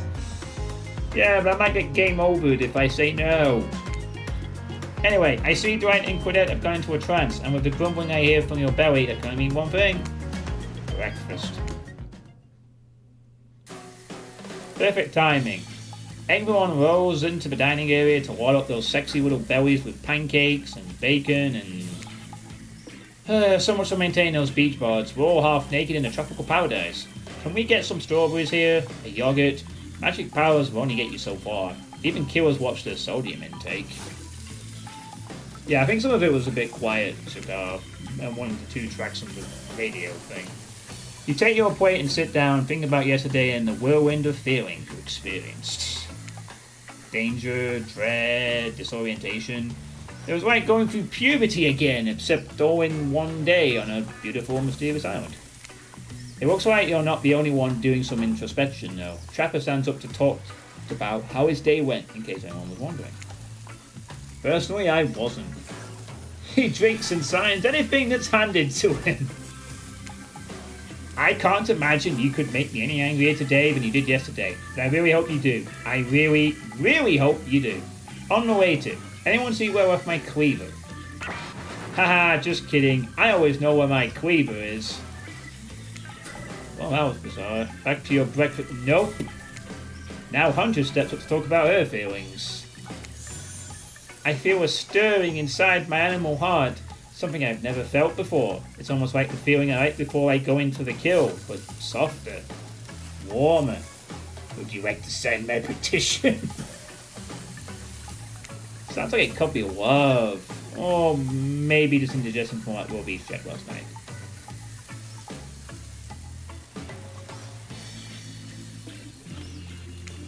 Ah, well, that machine must be it. No one else would weirdly stand up doing breakfast to... And just like that, here comes Spirit. Did everyone sleep well? I did, or should I say did not. I haven't slept in 20 years on account of the whole burning quest for familial revenge thing, and last night was no different, so in that case it was exactly how it should be. Got a lot of reading done, though. Sign my petition, or I will find out where you live. Now, if you don't mind, I'm going to go back to quietly resenting being trapped here with you all, while looking cute doing so. Oh yes, you are definitely going to look cute. Guessing Rafe has had enough time to work up his courage to speak in front of a group. Ah, perfect, there he is. Take us home, Rafe. I'm glad the introduction of Sweet Pea to our island paradise, and yeah, that was in quotations, didn't distract me from my normal routine, ignoring all of you and vice versa. This place is an eternal prison of suspicion and suffering and no one cares. I'm still the only one asking any questions. I'm asking a question too. It's, when will Rafe shut up? And now they're all looking at you expectantly. Wait, are you supposed to stand up and explain exactly how yesterday made you feel? I think I need to process everything by myself. I'll see you all soon. Damn, what a power play. Keep on wanting more. We're getting good at this getting sexy true to life experience. Shame we didn't get to any breakfast, but so be it. After breakfast, you head to the hot tub by yourself to clear your head. Yesterday was, in short, a lot. Before you get there, though, something catches your attention. You hear that? Who are you addressing? Me? Well, yeah, I guess. That is okay, right? You know, I might be pursuing a relationship with one of these 4 fine killers, but it feels like the person I'm getting to know the most is you, narrator. It's only okay in so much that it serves to illustrate that you've lost your mind, seeing as I'm not real at all. Yeah, I heard it this time. I think it's coming from behind the pool shed. No, stick it in there. A little more. Oh, yeah, that's it. Yes! How does that feel? If you're not real, shut up. Tense. Nice. Yeah, that feels right. This is uncomfortable. Now I want you to take that and put it right. Yeah, you know what I'm talking about. Just like that. Exactly like that. I swear I have no idea these two even do whatever it is they're doing. I'm afraid to look. Please say something so you know we're close by and we can hear everything. Oh wow! Look at this super cool bottle of Trickster brand suntan lotion someone left on a chair. Anyone know where I could buy some? Damn it. Oh, come on. A little privacy, please. Dwight is panting and Claudette has a crazed look in her eyes. Sorry, I didn't know how else to let you know that I was here and that I could hear you, well, you know. Know what? What did you think we were doing? You were doing... I don't know exactly what you were doing, but it sounded like, fun? You think two people trying to find new ways to kill each other in a desperate search to make their own death permanent is fun? Oops. We get 5 minutes to ourselves every day, and we spend it hoping if we stab each other in just the right spot, we won't get resurrected. Oh. I've come to believe that the key is finding the exact place we need to bleed out from. And I believe that place is in our appendix. Why else would it be there? Makes sense to me. Did you actually think we were me and him? Dwight? You're at your limit. You can't take any more. Alright, Corn King. Well, thanks for giving it a try. Corruption cards will be the next stream at some point later this week. Whenever I get around to doing that. So, I will be alternating between this and corruption cards for the next couple of streams. You don't have to laugh that hard, they get it. My wife is a nightmare and yet it's somehow never been worse than right now. Let's go, lover boy. I've noted all our entry wounds and our 5 minutes up anyway. Good luck, Sweet Pea, you're gonna need it. And hey, if you figure out how to escape this island, please make sure your ghost tells us how. That was both a tragedy and a comedy. A Craigmedy. So, if you die in this place, you just come back into this place, you resurrect or something like that? Do you think that's what happened last night when we were sleeping at the campfire, we were resurrected, and you've been on the beach? Shut up, I like it. Anyway, where were we? Oh yeah. You're heading to the hot tub by yourself to clear your head. Yesterday wasn't short a lot. So far today has been exhausting too. But you're dedicated to achieving a true, centered sense of calm. No drama, no bullshit, just soaking up sun in a heated pool. Today you're on a date with you. Ooh, I like that. I want to be on a date with me. You would make the first move. And aside from that disturbing thought, always going to plan until a shadow blocks your precious sun. Spiky tipped, like a palm tree is bending over to screw with you. But it's no tree at all, it's... Hey babe. Breakfast was weird, huh? Everyone just getting up and announcing how they're feeling? What's that about? Some forced kind of check-in with the group? I don't like it. Fishy. Kind of lazy. Whatever though, breakfast is dumb. No one should eat before noon or after 4 p.m. Yeah, I do intermittent fasting. You see my abs, by the way? Maybe you can see them later at my private stage on the other island. You know, IP Island? Where all the Hollywood celebs hang out. When you play your cards right, I could give you a private show. Catch you around. That's all pretty amazing, I'll give him that. And the blow-up bat. Threatening but adorable. Makes for an interesting show. Genius design. He's a psychopath just like the rest of them. You don't gotta give him anything. And we're not best friends. Just because we had a little talk about doing a little talking, it's not an open invitation to go smashing the fourth wall every 5 seconds. Okay, now that guy is gone and we've got some ground rules established that we're definitely going to abide by, we sign our way back, take some deep, slow breaths, and... Nope, another shadow. These people will not leave you alone. Let's see who it is this time. Ah yes, Huntress. That makes sense. You two have gotten pretty cozy. We should get out of here. I know a place that's quiet and out of the way. No one will be able to hunt us. I mean, here is there. Doesn't that sound intriguing? But immediately a flood of worry floods your brain. should you pack a picnic in your swimsuit? A pocket knife. You decide to bring as much as you can. You may have to make a run for it at some point, and you should be prepared. But of course, you washed up on this island with nothing but the clothes on your back, so you've got nothing to gather. Are you really ready for this? I mean, they call her the Huntress, not the Hugstress. You look up at this towering goddess trying to form a sentence when suddenly, before you can decide if you want to go off with her, the spirit interjects. Sounds good to me. You really think you're going to have fun with her? All the running and wrestling, and not like in the clever double entendre way, but actual physical wrestling. I'm exhausted just describing thinking about it. Listen, you're kind of weird, and I'm kind of weird, and like, I don't know. I thought maybe you'd want to sit and ignore the whole world together for a while. Yeah? Tough choice. You weigh your options quickly because you can only go on one date today, and you also don't want to be hacked to pieces for saying the wrong thing.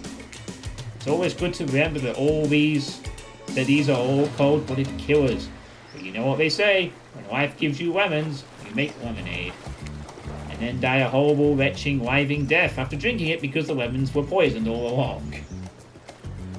You are not Cave Johnson. Sorry, this island's really got me tilted. Who would it be? Spirit! Spirit! Alright, so Huntress. I gotta stick with the chat's decision. No matter how tempting. I gotta go with Huntress. Whee!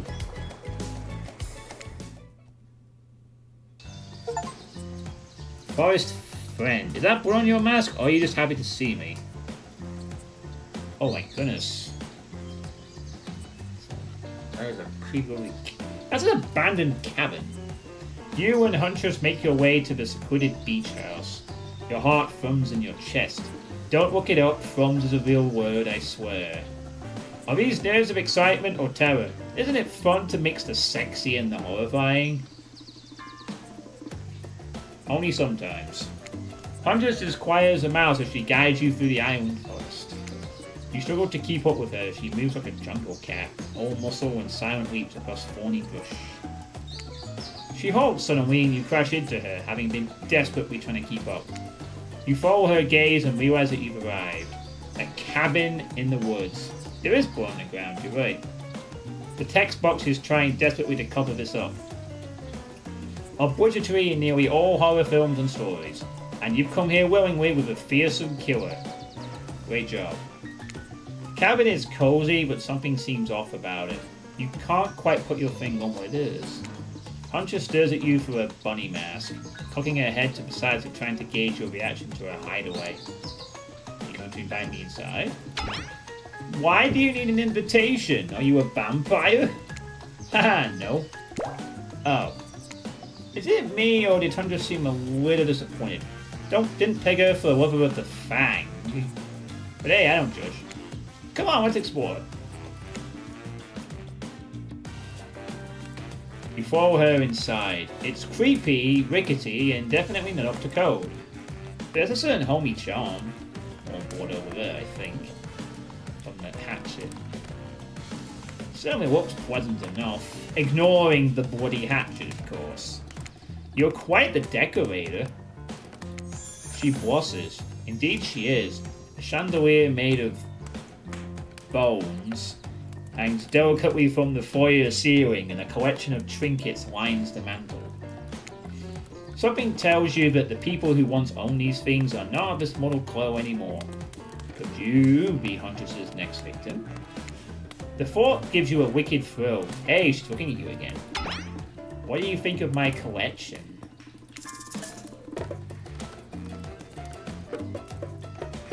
I'm more of a minimalist. I could learn to like this. It's so much. She's very proud of her collection, isn't it? But I love this option. Are you a hoarder? Oh, I didn't think that was what he was gonna say. Are you a hoarder? Why do you need so many watches and umbrellas? Are those someone's reading glasses? They'll probably miss them. And keys. Goodness, the keys. It's a bit much, isn't it? Oh, never mind. Huntress lights up. She's excited that you know what all these random things are called. I so very badly want to know why humans carry around so many peculiar accoutrements. It is a bit much, which means I've got plenty to share. Here, take this. Ooh, a key with a skull on it. She gives you one of her precious shiny objects to keep. No one's going to talk about how Huntress doesn't know what a key is, but she does know the word accoutrement. Okay, moving on then. So we now have a gold coin and a key. I can't wait to go treasure hunting with you. We could find so many goodies on the island. But first, what do you think of the other kills on the island? I mean, Trickster was pretty out there, but everyone else seems like they have interesting backstories and whatnot. A little gossip, huh? What are you playing at, Suitepee? Huntress considers this for a beat. She seems to have two modes, thoughtful and explosive. You note to never be in the splash zone when the explosive part emerges. Why? Are you jealous? Before you can answer, the house begins to shake. Huntress loses her balance on the termite-infested floor and falls into your arms. What? Sorry, I'm just getting a message on Steam here. At least you're in the top 3. Oh, thank you, Dana's Killer. You are not mad about it, but before you have time to enjoy taking this moment in... Oh no! It's an attack! A horde of killer crabs invade through the crevices in this poorly constructed cabin. They race at you and Huntress in swarms, clacking their razor-sharp claws at you. You must act quickly. What will you do? Grab a shield the Huntress, run and hide. Hit their weak point for massive damage. You must grab a Shaska. You quickly reach out and grab a Shaska off the wall. Being the highly educated person you definitely are, you know that a Shaska is a Russian sword, not an umbrella or a kind of cola or something else like that. I was just thinking go for any kind of weapon. Back to back with Huntress, you both hack away at the attacking crustaceans. We have gone full Phoenix right. / anime. You manage to sway the majority of the killer crabs for their weak points. The ones you miss go scurrying away back into their hidey holes. Huntress turns to you with a gaze that's full of passion and intrigue. However, before it bubbles over, she looks away, suppressing this feeling. Is she nervous? Huntress sits down on a wicker couch and begins to clean the guts off her hatchet. It's an obligatory scene for every killer. You're just happy to not be the source of what she's wiping off. Looks like we're having crab for dinner. She didn't smile at your joke. She has that ponderous look on her face again. You join her on the couch. Man, sometimes these near-death experiences really get me thinking about what I want in life. I think I'd really like to start a family one day. How about you? Of course. Of course! I love kids. Would love to be a parent one day. Family! Huntress smiles. I love my dear mother so much. I can't wait to have that sort of special relationship with my daughter one day. Teach her everything I know. And I won't be killed by some horrible elk. What were you like as a kid? You try to imagine this giantess as a meek child in a puffer coat wandering about the forest. Huntress chuckles, her laugh quite cute and soft. I was so innocent. We hunted to survive, went back to cottage and mother would tell me stories and we'd drink tea and imagine a life far away from the woods. Somewhere like this. I suppose I finally achieved what she always wanted from me. But since coming here, something feels off. It's beautiful and warm and everyone is so attractive. Like thirst traps galore. But don't you get the feeling that something is coming for us? Oh no, she's on to you. But on to you about what? Swirling memories rush through your head. Nightmares. Visions of a dark cloud. Claudette and Dwight's vacant stares that belie some sort of hypnosis. Quick, validate her theory or try to push it off.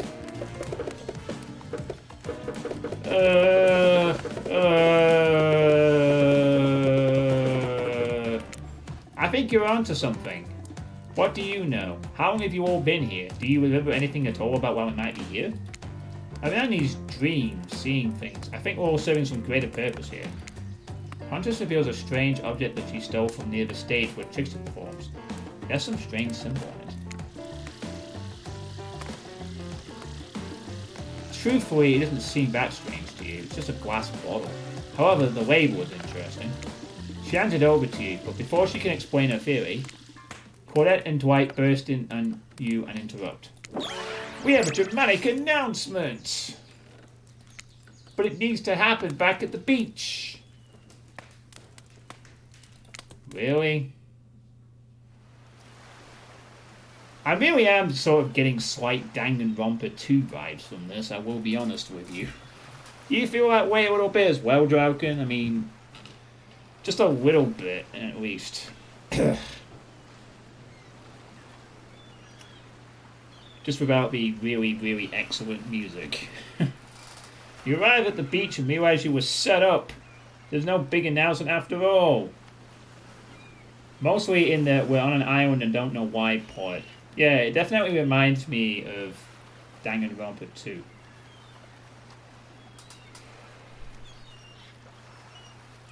The weakest of the 3 games in my opinion, but still had an awesome story to it. What we have here is a good old-fashioned rivalry. It's true, exactly like that voice we cannot hear and we aren't referencing says. We were forced to interrupt your lovely date by another killer. They are here and ready to make you an offer of love you won't be able to deny. Trapper emerges from the water. Is he in slow motion? He's pure thirst. He's Paul Newman on horseback. He's Denzel on the cover of GQ. Manliness brought to life. I think the best one for me was the first. But that was because the first was such an inexperience. I would have rated the first Danganronpa as the best one because I had the best thing. Then I'd rate 3, then Ultra the Spurgills, and then 2. But the general story in all of them was really cool and interesting, and I'd love to play any future games they decide to do. Just because the people who wrote that series were crazy anime geniuses. Anyway, back to this game. Also, yeah, I did V3. I remember doing V3 because I was whichever game I did on Dope with and I was banned on Twitch. I did it on Dope Lives and played the entire game.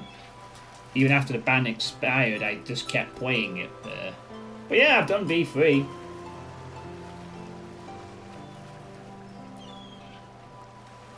Also, was he holding his breath under there this whole time waiting for his cue? That's a commitment to a bit if I've ever seen it.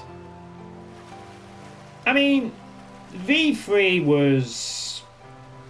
I think it had V3 in terms of the gameplay was a bit better. It had a bit more stuff to do.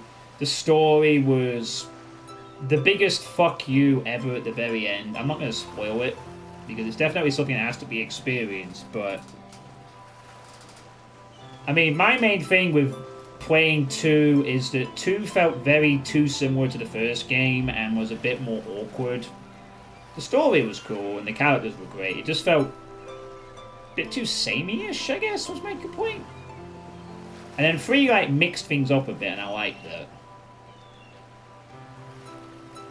The chapters were too fucking long. I think the twist was interesting in a way. Although I think the better twist was done at the beginning of the first chapter, at the best twist. Anyway, sorry, back to the game. Heard how you've spent the day in a quaint cottage. That's cute. How about a quaint mansion? Or better yet, how about one on each continent? Yeah, I'm including Antarctica. I'm really, really rich. Oh, the third Zero Escape game? I might get around to that at some point.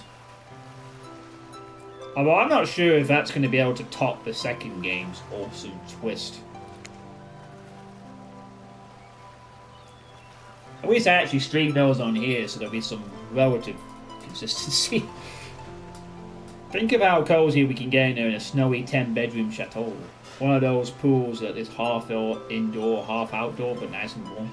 Well, That way you can kill a mama polar bear from the outside while watching her cubs cry over her body from the inside.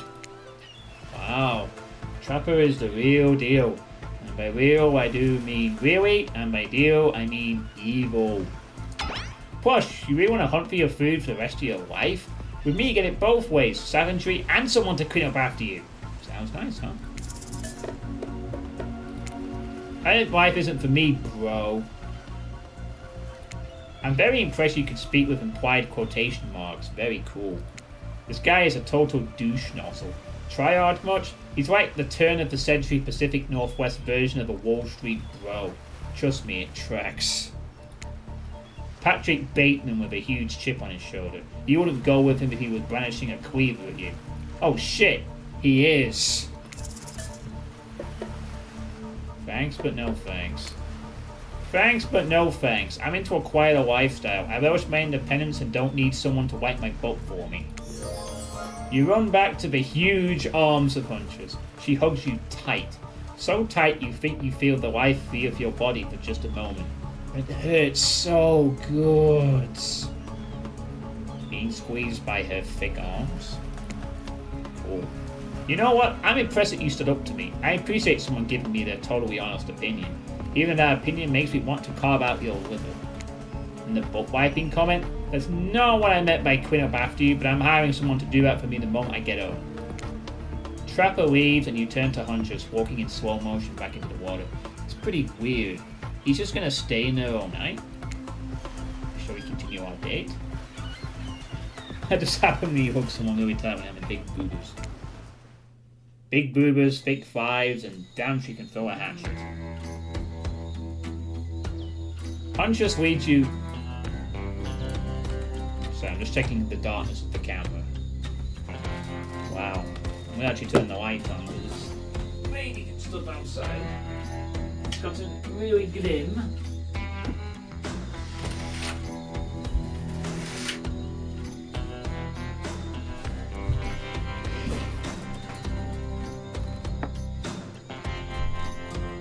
There we go.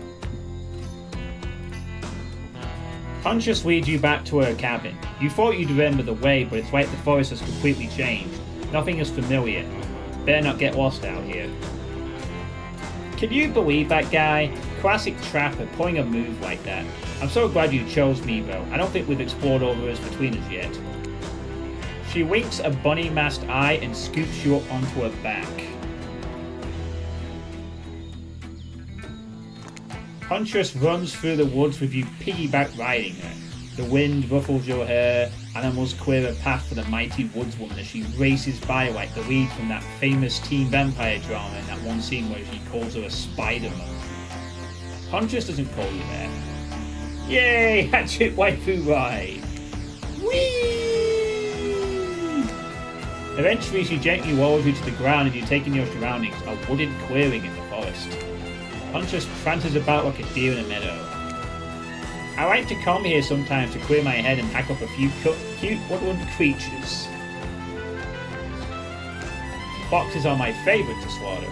They think they are so cute and sly, but I see right through them. They're just assholes. They with hot sauce. Huntress hears rustling and darts off to find its source, crouching down low like an animal. Now you're alone in the middle of the forest. Which way did you come from again? No idea. Your sense of direction is all off. A mellifluous voice floats through the air, winding upon your ears like syrupy honey. Come find me. Oh, we gotta find her, do we? Alright. Oh, wow. Not bad. Perfect.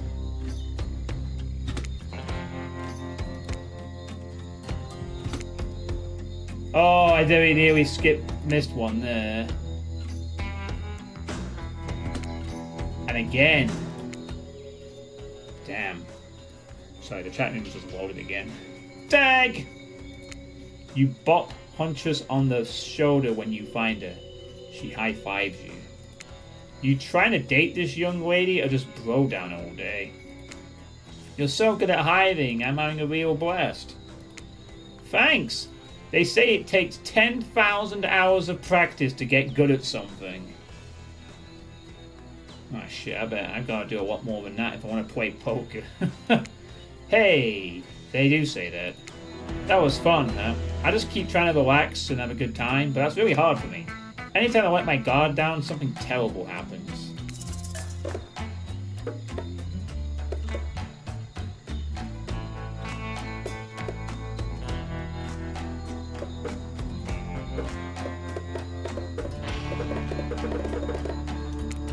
Like what?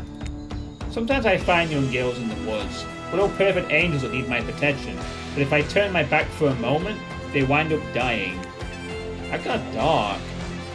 But you feel like Huntress wouldn't admit this to just anyone. Oh look, Cadet and Dwight are back. Okay, we swear we are here for a good reason this time. Yeah, no one is misdoing us this time. It's just time for dinner. Come get some grub. How do they know where everyone is? They just know them. What a fun day you've been having. This music doesn't not. Yeah, the music isn't quite thing now, I agree. The music is kind of hit and miss. Not really captivating me in this game. It's doing its job okay, but it's not really great. What a fun day you've been having. I can see it in all of your face. You're shining! And that's not just an remaining anxious sweat from spending an afternoon courting a psycho killer. Everyone has a GPS in the butt cheek. Hello, kitty. No, you really are feeling this whole romantic experience. Don't worry, I'll keep your dirty little secrets. But enough gentle living, it's time to get back to business. All the appetizing singles have arrived for dinner, including Trickster. Wraith is here too. We're not going to do the gag where we cram them all in on screen at the same time again, so just believe me. They're all here, and they're just as sexy and demented as you remember them. With your love on the line, everyone is being very careful not to offend you by saying the wrong thing. Why don't they care about that? Congrats, by the way, on getting this far. I'm as surprised as you were that these four are falling for you. No, not because of your personality, but because you just met them yesterday. However, since Trapper seems like the biggest long shot to end up holding onto your heart, he calls caution to the wind and speaks up. It's a pretty small consolation prize for being the least worth killer on Murderer's Island, but hey, letting him have this one moment in the spotlight is the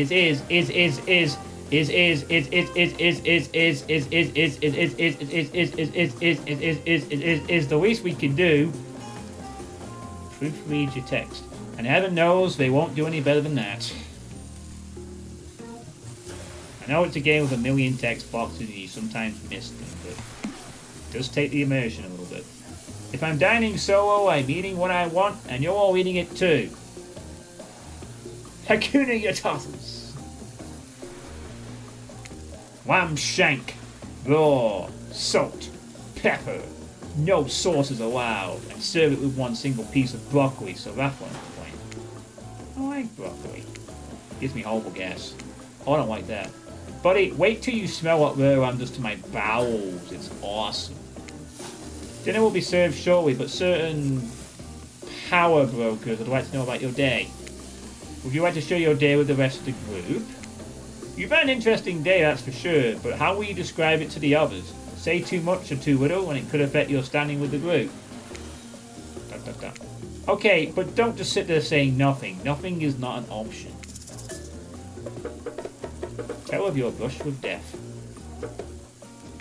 Today was nuts. We went to Huntress' secret cabin and killer crabs attacked us. It's true. I'll fall asleep tonight to the delicious sound of crunching crustaceans. You want to date the Wraith? That never would have happened on my yacht. I grind them up.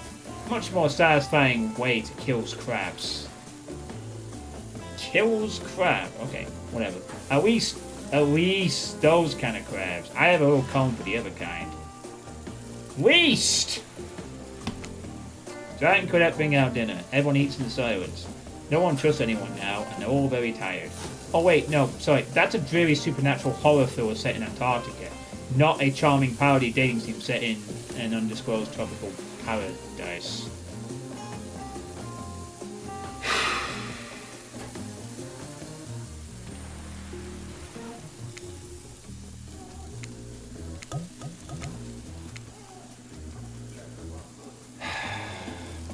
You know, game, fourth wall breaking humor has a limit to being funny. Seriously. Like, I've played a few visual novels that do this kind of thing, and maybe, you know, dialing it back a bit is not the worst idea in the world. It's just, I'm not really, I find it's kind of interesting, but it's not really, the humor's not working with me. I mean, I get the referencing horror stuff, but it's not working for me, this humor, I'm sorry. It's a little bit, because they keep fucking trying to do it. Yeah, it's more like they keep pushing it too much and it's not funny. You know, I get that, like, there's a bit of humor in comedy, that's fine, hit and miss, but this is like... yeah. Like, what is exactly the context for this being referenced to the Thing? It's like, let's just throw out the Thing reference in the middle of an evening meal with fucking nothing. The dialogue from before, but it doesn't...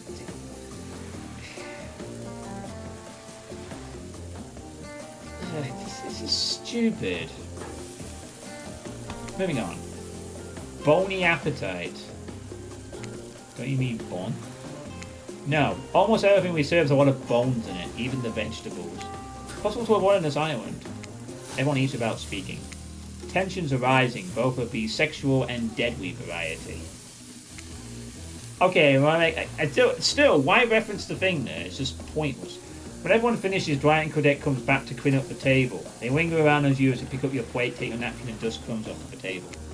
What would you like to say to the servants? Thank them. Your top-notch service is much appreciated. In fact, here. Brothers, just for doing our jobs. Thank you kindly. Everyone, if you would be sweet so kind as to follow us to the fire pit, we greatly appreciate it. We've been told something big is going to happen, something that will change everything. You can go willingly, you can go unwillingly. You have no choice, tough cookies. Did you ever trust in how you said that, dweeb? Yes, and I immediately regret how I did. Good, something needs to change around here. Fire is rebirth. Dark Souls. Fire illuminates the soul. I hope the fire isn't too smoky. Smoky hurts my eyes. I have pretty sensitive eyes. I'm also horribly afraid of it. The fire, I mean, not my eyes. Because of childhood trauma involving fire.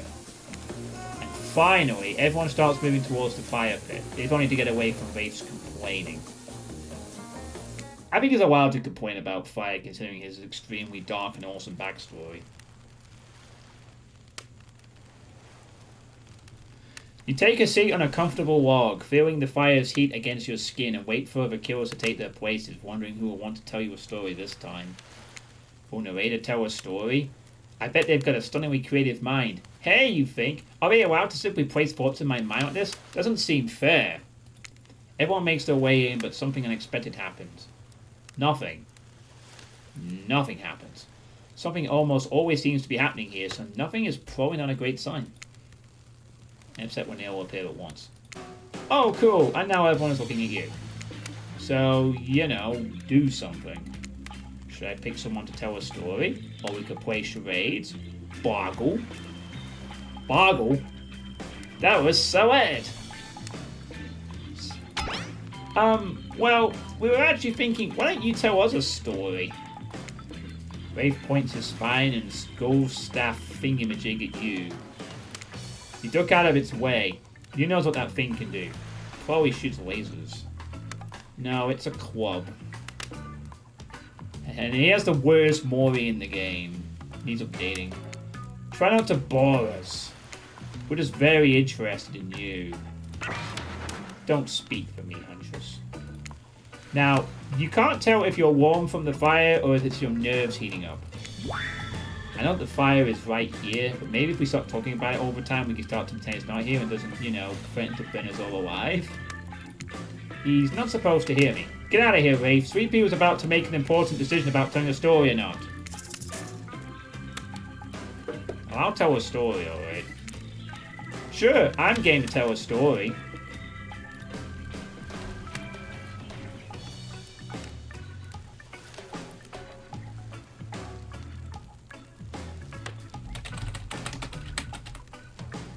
I have a story. Yeah, I'll give you a fucking story. Just let me mute for a second. I got a story.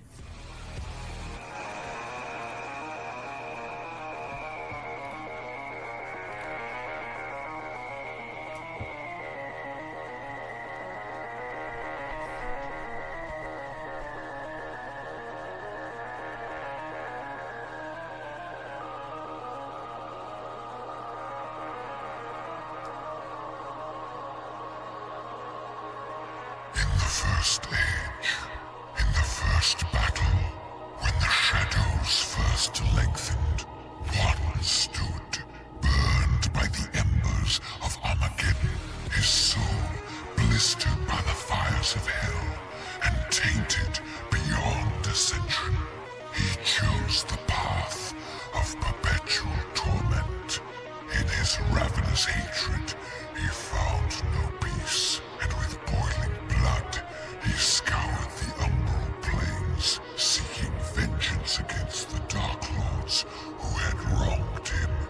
He wore the crown of the Night Sentinels, and those that tasted the bite of his sword named him the Doomslayer.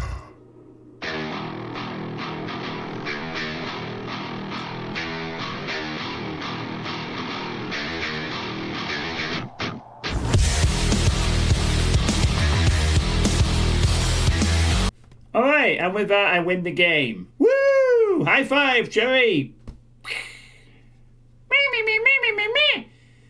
Yeah, I know, everyone really appreciate you doing that little talk. Thanks, Cherry.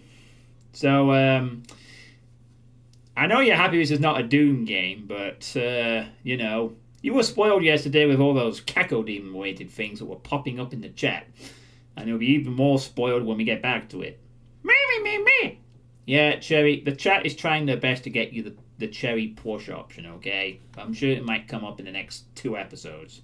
Now, give me a hug. Oh, I actually do have to give you a hug because Shakard redeemed it, so there you go. Hey, Zero Master, how you doing? Good to see you. Alright, we'll put the sound back on now. Sorry, I like to do random jokes with that. I was about to go the fuck to sleep. I hope it's a mystery. Okay, so what type of story do you want to tell? Romance? Adventure? Or action? I'm not telling a romance story. Let's see. Romans? I don't know if you do Romans. I don't know. Maybe the chat can decide on this one. Because I'm not sure. Alright, chat, you can decide. What option should I pick? I don't know what the hell collaborating on this knock is, but it's a thing. We want a story about the Legionaries.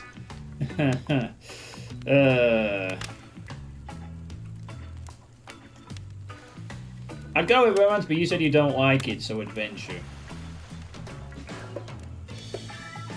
Well, you have to remember we are trying to date the Huntress, so, you know. I mean, romance might work, but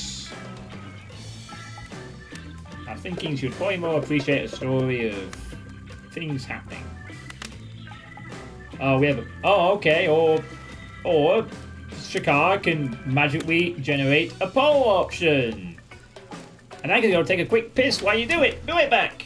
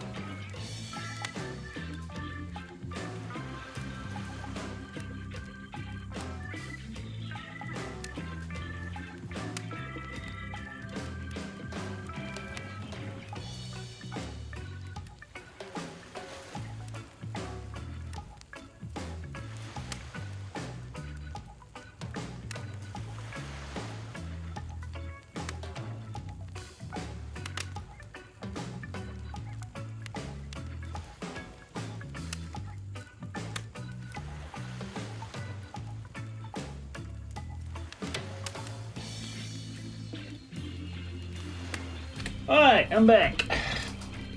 Which story?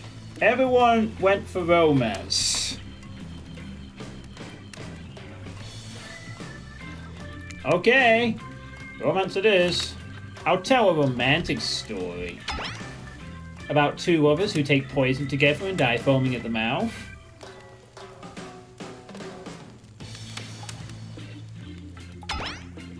Or about two strong hunters who meet when they both try to bludgeon the same wily Wolverine. Not quite. It's about my parents. They met at a party in college. He was hosting, she'd been dragged there by some friends. They couldn't have been more different, and yet, as the night went on, they were drawn to each other. Fuck off. She made fun of his taste in music, and he took an interest in her major. Women's studies! They were married within 2 months. He was the Uru to a world. Bit soon to know if you could trust someone, don't you think? Yeah, it's not wrong. It's so sweet! Exactly. I learned a lot about love from them. If you know, you know. Some people don't need years to get acquainted with their partner. That's a major to make fun of someone for. Love could spark from a mere look across a campfire. Now you've got their attention. Each killer is furiously attempting to catch your eye from across the fire pit.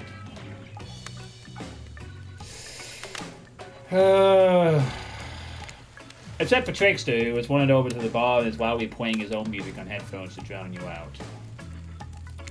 Okay, that was not a very good story, but I don't mean to insult you, but it was actually quite bad. Sorry, but this narrator keeps it real. We can't just end there. Even Trevor's nip-nips is doing. Oh, you've Twitch quit Cherry's story. Well, now you know that Cherry can tell stories. But only in strange, weird, doom things. So who else would you like to hear a story from tonight? You look from killer to killer, trying to decide who might be the most entertaining. Spirit would be entertaining.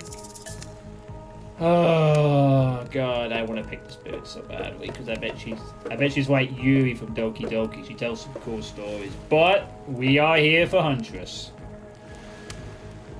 so we must stick to the script. Huntress, seeing we learn to go, let's hear from you. Sure thing. My neck of the woods isn't wanting for horrifying mythology. Mother once told me a story of a young man who was traveling back home after the war. Which war? Doesn't matter. I just wanted some backstory details to paint a picture. I'll paint you a picture if you want. The man was lost and running out of food rations. He stopped to rest for the night underneath a majestic birch tree. That's when he saw the women, naked, skin glistening in the twilight glow. Hot, I'm invested. They sang a haunting melody as they made their way downhill towards the inviting lake. Enchanted by the music, the young man followed the parade of beautiful women until they stopped in a clearing next to the water. They turned to him and smiled. One woman with long red hair stepped outward and reached for his hand. Not Wendigos, I don't think. The others began to play music, flutes, lutes, tambourines. The melody was intoxicating. The man's feet began to move beneath him. He was dancing, moved by the magical music of these mysterious women. Twilight darkened into night, and the man grew weary. But when he tried to still his moving feet, he found that he could not. Help! I cannot stop dancing! He cried to the nearest woman, a slender woman with green hair. She drew near to him, and he saw her features distorted to something horrific. She was bloated, an eye hanging from one socket, skin the color of algae. A Lusaka, her true self. You'll never stop dancing! She screeched at him. My sisters and I were drowned in this wake by men of your regiment. Consider this your punishment. The man cried out, but it wasn't me. Someone must pay, the Lusaka said, her voice filled with gritty malice. And so the man danced and danced until his bones broke and his heart gave out. The dance of death. A silent beat as everyone takes in this macabre ending. You know, like a water type, you know. But it's not all bad. Rusaukas are also fertility goddesses. If a lady had stumbled across them, she would have been blessed with a fruitful womb. And probably some candy for her. Damn, does she really think that's a happy ending? I want what Huntress is having. We already know what she's having. Yeah, I guess something like that. Be some Russian thing. You know, because the Huntress is Russian. Or lives in the Russian forest. Anyway, how was story time? A lot of people like to take pot shots at sequels, but I think every good story deserves a follow-up. When you think it's the end, the sequel is almost never as rewarding as the original. That's why I'm much more of a fan of the episodic style storytelling. Yeah, Terminator 2, Back to the Future 2, would like to have words with you there. It is very possible to make... Oh, sorry, and Aliens. It is very possible to make a sequel that is just as good as the original. It's just hard. But I would agree, a lot of times sequels suck. Well, they don't suck, they just don't usually have the same impact. But it can be done, though. Anyway, knowing it's a series takes a lot of pressure off any individual installment and builds a greater sense of community between audience and creator. Tell me, Suitepee, if you could delete any sequel from existence, what would it be? Delete a sequel from existence.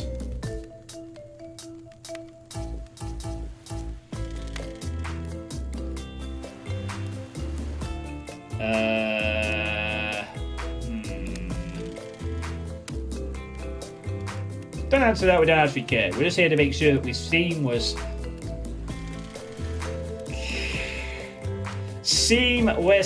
Seamlessy.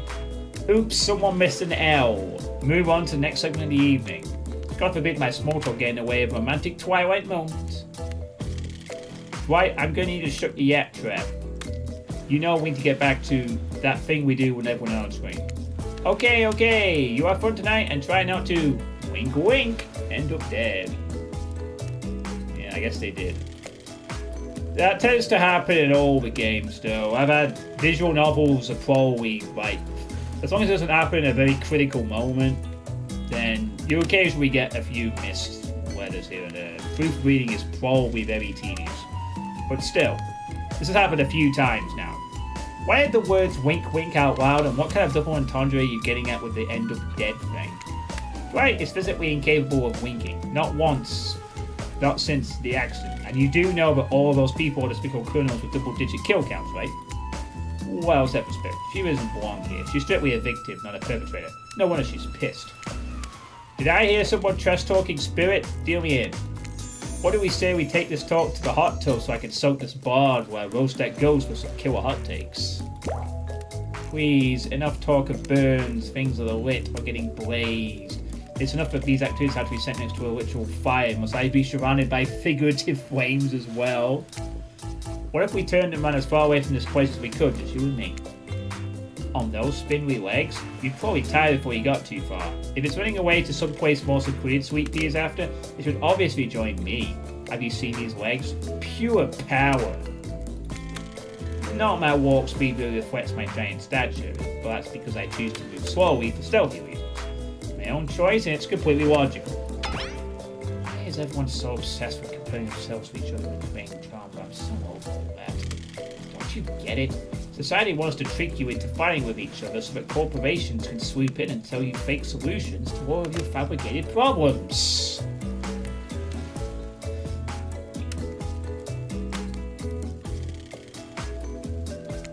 I'll be sitting in the shade and drinking something locally sourced while thumbing through a public domain that were printed on recycled paper because I refuse to play their game anymore.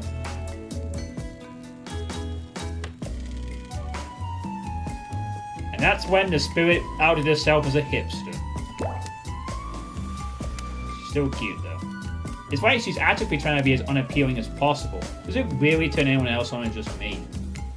Despite Trapper's insatiable appetite, it seems his attention, along with the attention of everyone else, is still on you. For the moment. If you could, I don't know, just pick one of us, maybe we could all move on with our lives, or, know, some special projects we might have going? You heard him. Who would it be? Who will you head off with evening activity? I'm just saying, you may not get a ton of chances to date around like this before your time on Murderer's Island comes to a close. And no, I'm not satisfied with that name either, but with this streaming reality TV dating show boom happening, pretty much all that wasn't taken. Which killer will you pick? And yes, we're back to excluding Trickster because, that guy. Huntress? You know, I had the feeling you picked me. You got good taste, and I don't just say that because I'm considering eating you.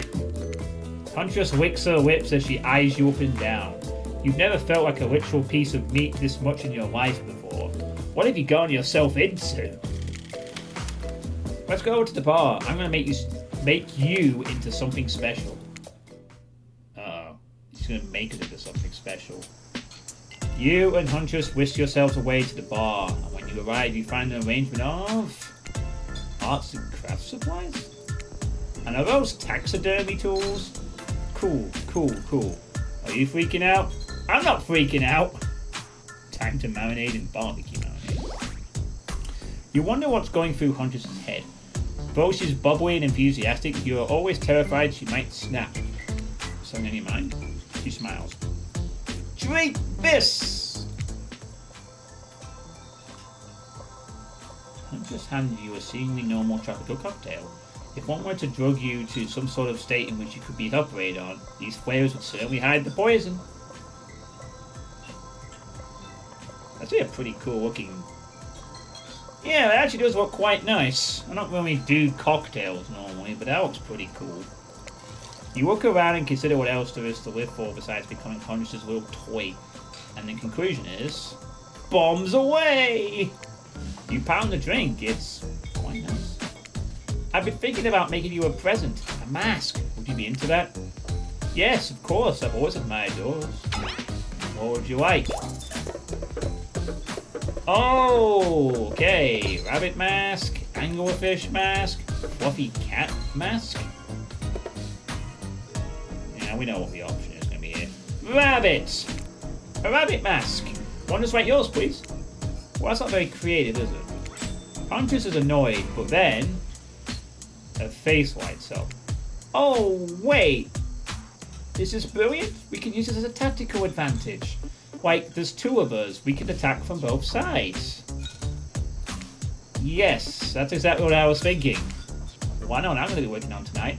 All alone. In my skimpy pajamas.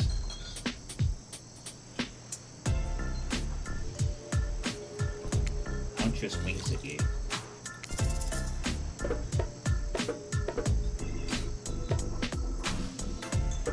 Should have gone for the anglefish. Should we just get out of here? Okay.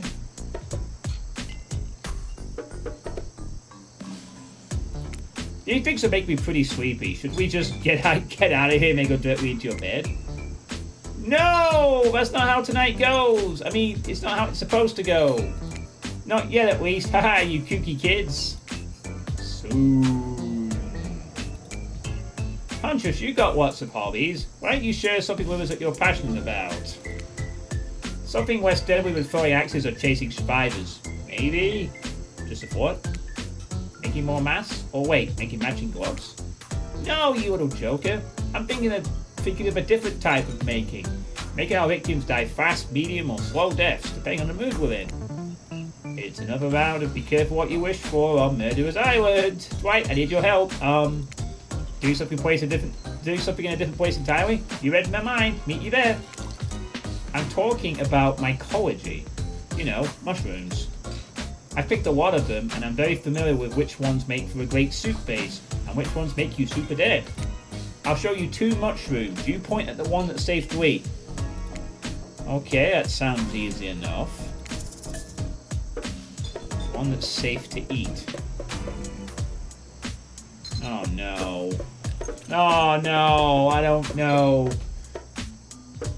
The thing is, though, there's probably a chance that's not the actual safe one because it looks appealing. I mean, this one looks like it's obviously not great, but mushrooms can be poisonous, so It's not an easy answer. It depends if...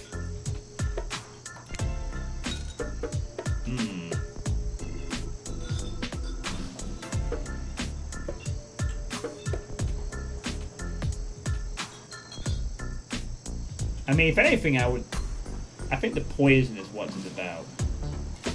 Which of these are safe to eat? Well, that would be... I was gonna say, like, I would say that probably the left is correct. It's called a black trumpet. And it's delish. I just figured that it seems like an obvious thing and the one on the right looks the safest, but it isn't. Next up, this one is very easy. I'm sure you'll nail it. Pointing at one that won't result in instant death if you eat it.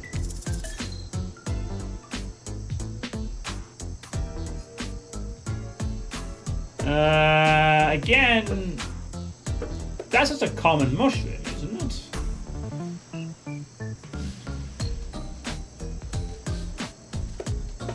I mean, I've seen those type of mushrooms. I don't think they're actually going to kill you. Whereas this one looks more... Oh, never mind. Well, you would have just eaten a deadly dapperling, which has a name that is both adorable and, well, deadly. Adorable and deadly. You know what that? Hee. Final question. Which will make you jump for joy and which will make you vomit until you die? Left is edible. I went for the other one. Oh, bloody hell. I have no idea. I don't know this one. This one is just a 50-50 guess.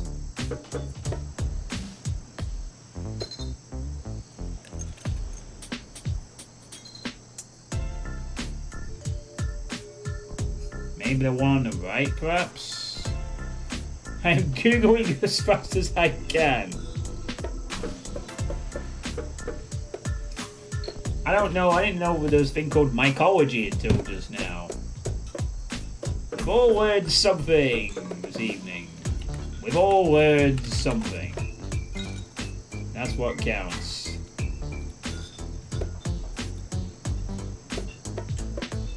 I'm gonna say it's probably the one on the right, though. If I had to guess. It looks more thicker, and I don't know. Maybe there's just something about the thinness of the left one that looks more dangerous. I don't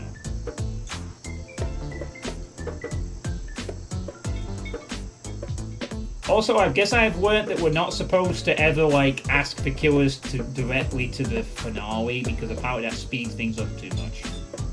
According to the will of the ocean, anyway. So... yeah, I'm gonna go for one on the right. Correct! That's a green, crackling Visawa. Sure, it might look moldy, but I guess you shouldn't judge a mushroom by its gross green cap. Not everything is exactly as it appears at first glance. That was fun, right? I like flexing a little more than just my biceps for you. Alright, let's see here. Type away your answers, and... oh, great. I'm not wrong, but it only takes one poisonous mushroom to put you down for good. Guess you'll just need to keep me around so you don't shove anything deadly in your mouth. That is a cute smile. Huntress claps her hands giddily. I appreciate you spending time with me tonight. I know the other killers are all very alluring in their own way. It means a lot that you spend time with a forest bumpkin such as myself. We could shove something else in our mouth.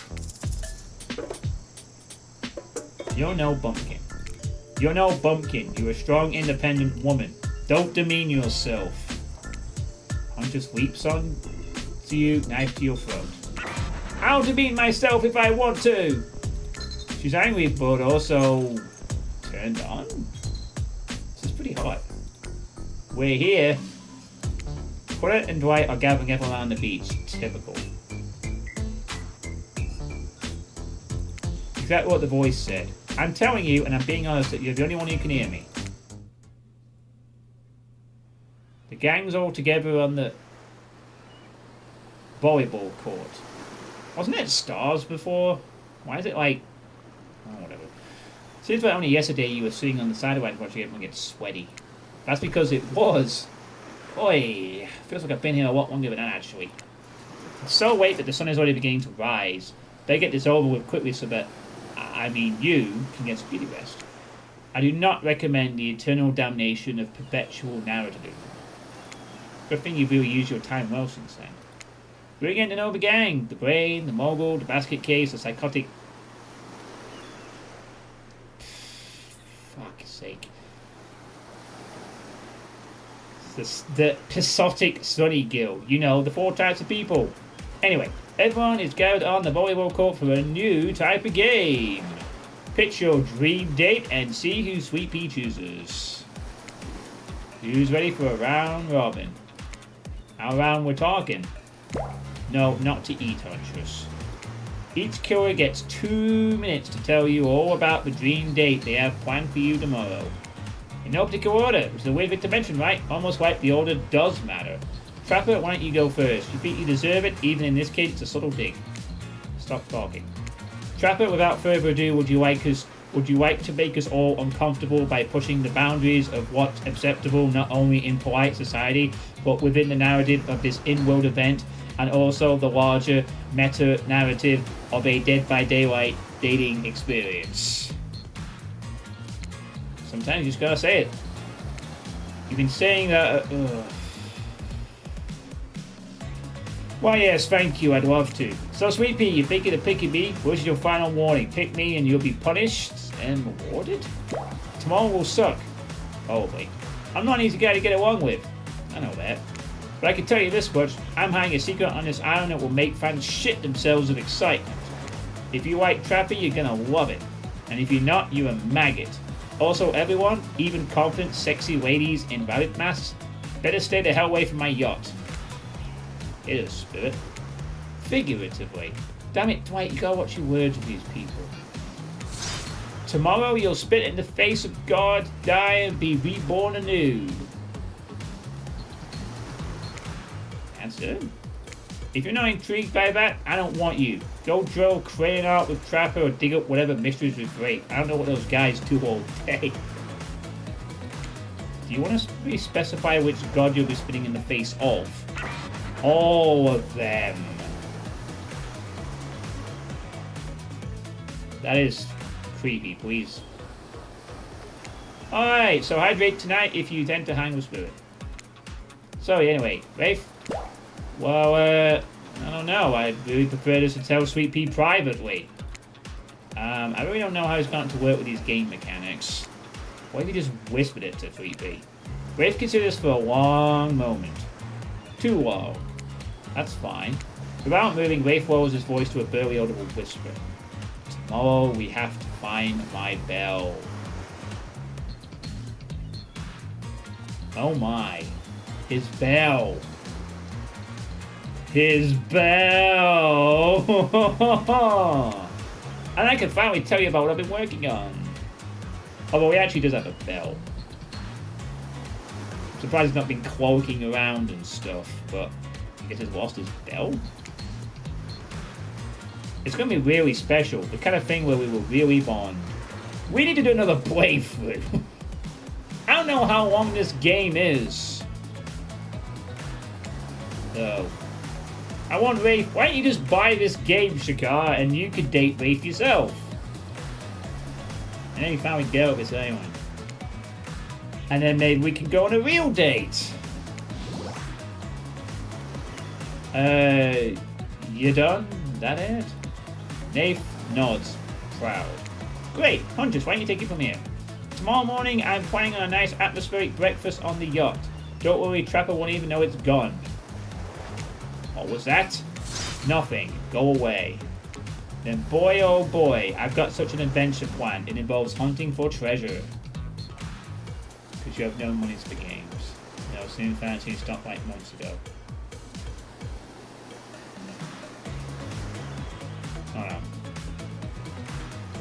Wait, okay. Okay, fair enough. What kind of treasure we're looking for? Guess you'll have to pick me to find out. Let me tell you, it's primo stuff. Now, if you don't mind, I gotta start preparing because it's clear already that you're going to pick me. Oh yeah. We're picking you, Huntress. Confident. Mysterious. I like it. And time's up, everyone. Gosh, you'll need to dream about those options you're ready to choose in the morning. Now go dream about all those swoon-worthy options so that you're ready to make a choice come dawn. Have a swell night. Did you two forget to mention something? Oh gosh, how could we forget? Before you went off to solve the piece with us, one more thing to do. No reality survival dating competition parody would be complete without singling out one of our contestants. With an E? Who is already sitting on the edge of a psychological break and giving him a little push. Hold up. This has been a survival dating competition parody this entire time and I'm just now finding out about it? Come on, the signs are there. You shouldn't read them. Welcome to Murderer's Island. It's now time to eliminate one of the killers. Oof. It's like a butchering, but it hurts even worse. You can't kill a killer, but can you break their hearts? Do you dare to even try? You mean... That's right, tomorrow one of these sexy slicers will not be eligible to take you on a date. Who's it gonna be? But why? Because it's dramatic? Because it's surprising? Because it's a classic reversal of fate? And it will hurt someone's feelings, someone dangerous. What's it gonna be, champ? What's your thought process here? Trapper seems like he might follow you in your sleep if you eliminate him. That being said, at least you'd see him coming. Spirit could be anywhere. She floats. And I hear she can disappear. Hard to track. Eek, if you get rid of Rafe, he might cry. And although I totally support normalizing men crying and being vulnerable, it just seems like he might be an ugly crier. Huntress, she might pretend to be okay with it, but then you'll start seeing her behind every tree. What I'm trying to say is, I don't envy you, boss. So which sociopath are you eliminating? This was very simple. See you, Trapper. You sent the Trapper packing. Sleep with both eyes open. I don't think we had a non-option there. This is very simple. Trapper, you scared the whipping shit out of me. You are eliminated. We are so dead. We have a Huntress to protect us. That's fair. Honestly, though, I don't care. You suck. But not in a good way. You bore me, you personality-free maggot. It wouldn't even be fun to kill you. Which I was going to do tomorrow the first chance I got. So, really, this is a win-win for both of us. Still might kill you, though. Not a principle for eliminating me. Sleep with both eyes open and have fun on your date tomorrow. We're so dead. Now that you've broken the heart of someone heartless, you should get some Jedi. Don't worry too much about the broken heart you've left behind. Because, of course, they'll be receiving a consolation prize. They might not get to go home with Suitepee when it is all over, but they'll never sleep alone again. That's right, we're sending our eliminated player home with...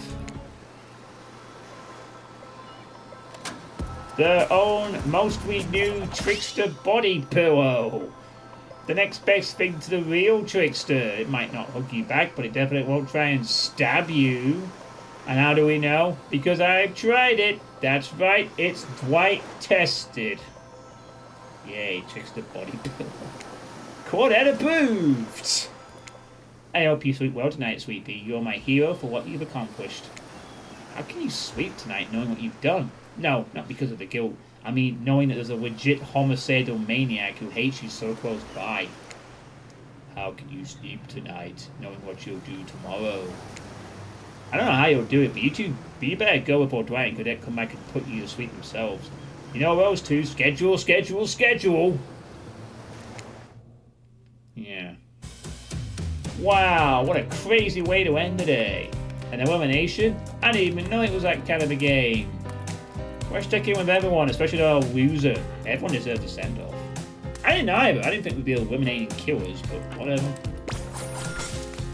I can't help it if I have thick arms and legs that go until they stop.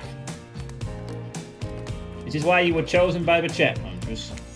I knew we had a connection from the moment I saw them through my mask. You can never be sure what's going on in a newcomer's mind, but I like my outfit tomorrow. It's so fun hunting for love and not for food or vengeance for a change. Oh, how cute. I don't really know what's happening here. I actually haven't been paying attention. Oh, Suitepee? Sorry, I forgot. I focus on other things. More important things. One way or another, I won't be here for much longer. Wait, did he find his bell? Oh no, that's his thingy of Azeroth, isn't it? Trapper is... I don't handle rejection well. At least I don't think I do. No one has ever been dumb enough to reject me before. Yeah, the more I think about it, the angrier I'm getting. And I'm a giant rage monster, so everyone in this room should be scared right now. Turn the camera off. Did I think there was a chance I might get eliminated? Yeah, I did. Did I care if I got eliminated? Not even a little. Does the volume of words I spend talking about how much I don't care about things signify a deeper yearning within me to be seen, heard, and validated by those around me? Nah. You are bushing now, Spirit. What? No, you're not a part of this. You don't get a confessional. It's cool, man. I'm not a part of anything, you feel me? I'm not a cog in anyone's machine. I'm my own machine. This whole thing is pretty cute though. Charmingly low budget, old school marketing vibes. Not gonna lie, kinda wish I wasn't so busy right now. I'd definitely be down with a reality show dating competition with survival elements. So I got my new album, upcoming tour, finalizing a new sneaker line, producing a limited series of my life, starting a new social media NFT crypto app, and doing these private gigs over on IP Island. It's too enjoyable and distracting. I wanted to play Divinity 2 before I go to bed early for tomorrow's exam. I will be stopping shortly, just so you know. My dude, you gotta come check it out. IP Island, it's dope. It's where the real killers are hanging out. Fully licensed, no legal drama. Lawyers, take a hike. Yeah, we get it, Trickster. You're the secret dating option. I'm gonna tell everyone that Trickster said that about them, don't worry. I'm talking your favorite established characters from all over pop culture that can't be seen on this island. Hell, you probably can't even mention them, like Ghost. Don't you say it! Look, we get it, you're very popular and in demand, but we have a game to get back to, and I don't want to get sued. Does that mean Sadako's over there? Ghostface! Come on! Whatever, I don't even care, I'm the Trickster. See you around, Suitepee. You too, narrator. I have a name, you know. You do? Yes, seriously, they do not pay me enough to deal with you people. Yeah, I don't think we're seeing any license killers here, Chico. Is it my turn? What? No, it is not your turn. You're sentient water, how are you even sitting in that chair? What's a chair? It's the thing you're getting all wet. Now it's gonna smell like mildew. Okay, rude. Fine, let's just get this over with. It's your turn, Ocean. Do your check-in. Check-in? I was just looking for the bathroom. Bathroom? Are you serious? It's down the hall to your left. It's okay. Never mind. Never mind? What does that mean? No, not you two. This wasn't meant to be confessional time for literally every character in this game. It's okay. We don't have to confess anything. We've just been working our asses off for 2 days straight and wanted to sit down somewhere. This chair is wet. Yeah, I think the Ocean just peed on it. How is that pop? You know what? I don't care. You two are looking pretty pleased with yourselves. I got something to confess. Oh, great. What's it gonna be? You ate glue in the second grade. You cheated on an algebra test once. Watching Trapper get eliminated was the first time in this unending spiral staircase of pain that is my life that I've felt even a modicum of joy. Every minute that I'm alive is a nightmare. This place, this sun, these sweet, sugary drinks. It sounds fun for a long weekend, but for an eternity? The unrelenting rhythm of crashing waves and wailing seagulls. It's like a crescending song of evil that makes me question the very foundation of the universe. Why am I here? Why are any of us here? What kind of sentient being would do this? Please, erase me from this existence. Make it so I was never born. Pull the plug on this experiment and let my soul be free. And please, please get me out of this polo shirt. Okay, let's get you to bed, buddy. I don't want to go to bed. Going to bed means eventually I'll have to wake up. Yikes. That was a weird way to end. Say that again. Ah, well, what are you going to do? You let the camera roll long enough, someone is bound to say something crazy. Anyway, Ooh, 2 days in paradise for another achievement. 2 days in paradise. 2 days in a tropical paradise is more of a vacation than I had doing the entire production of this game. I hope you know how lucky you are. Wow. It's like we're getting narrations in the achievements too. Anyway, seems like everyone's had their shot to annoy me tonight, so hit the hay and get some rest. Tomorrow is gonna be a doozy. So I guess we just eliminate the killers until we got the Huntress, right? Guess that's how things work. Let's make a quick little save here.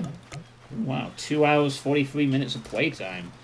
I have to admit, the time is kind of... I mean, this game is okay. This visual novel is okay. The time is just whizzed by a little bit.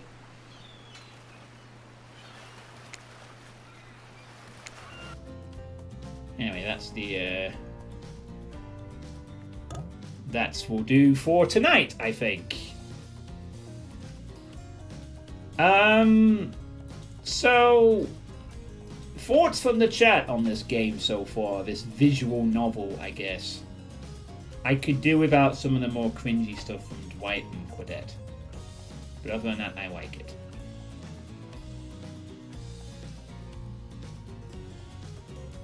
Better than I thought it was. I'd actually pay if I had money for it. Well, it seems alright. That's about all I can really say. I mean, I've been spoiled by playing very good visual novel games. You know, Danganronpa series, Zero Escape. To be honest. My bar for visual novels is set very high, shall we say, in this regard. And I don't really care for dating sim stuff. The humor is... It just feels like they are shoving the fourth wall thing way too fucking much. You know. Like, I get they gotta make a lot of references to the in-game stuff, and it's the humor they seem to be going for, but it's not vibing with me all the time. Although each person has a distinct characterization, I guess. And the visual style looks nice. It's very visually appeasing. The music is alright so far. It's not really anything special, but it's nice, I guess. Yes, Dwight and Quadette cringe, and it would be good. And to be honest with you, I don't even know why the fucking ocean is in this. It's just fucking weird. Yeah, it feels like they're overdoing it with the fourth wall breaking and the horror movie humors and everything. It's like you do too much of that and it just loses its effect, you know. I mean, Deadpool is all about that type of stuff, but Deadpool paces its humor well. You know. Like, I don't think I've ever seen a game that's blatantly been fourth wall every 5 minutes or so at times. To be honest. It just seems a bit much, combined with the increasing number of proofreading spelling errors. And it's alright, but... yeah, it does keep a bit sort of... childish, I guess that's a way of putting it. Like, it's trying to be too comedic at times, and... you know... There's been a few moments in the story that have been interesting, like hearing the narration from the Huntress, or... some of the potential implications of what the Wraith's doing, I guess. It sounds like the Wraith has an interesting story to tell somewhere, but... yeah, I guess cringe, that's what it is.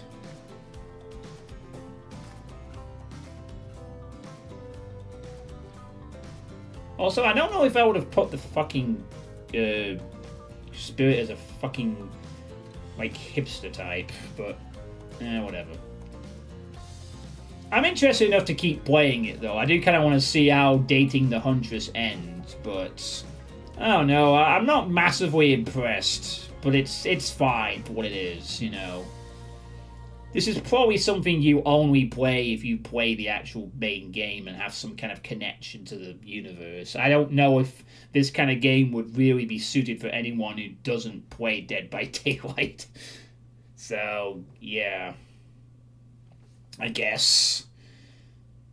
I mean, it's not terrible by any means. It's just dial back the cringe occasionally and let some serious moments quick in, or let some actual humor come through occasionally. It'll be great.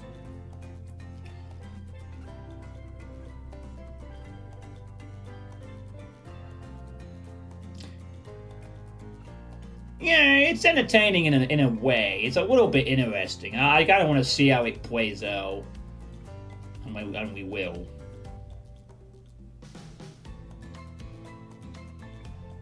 Oh, I guess we could have some credits. Like I said, oh, here's some credits for you.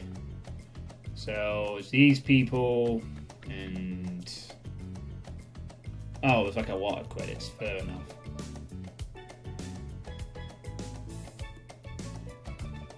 It hooks you in. Get it? It hooks you in. Yeah.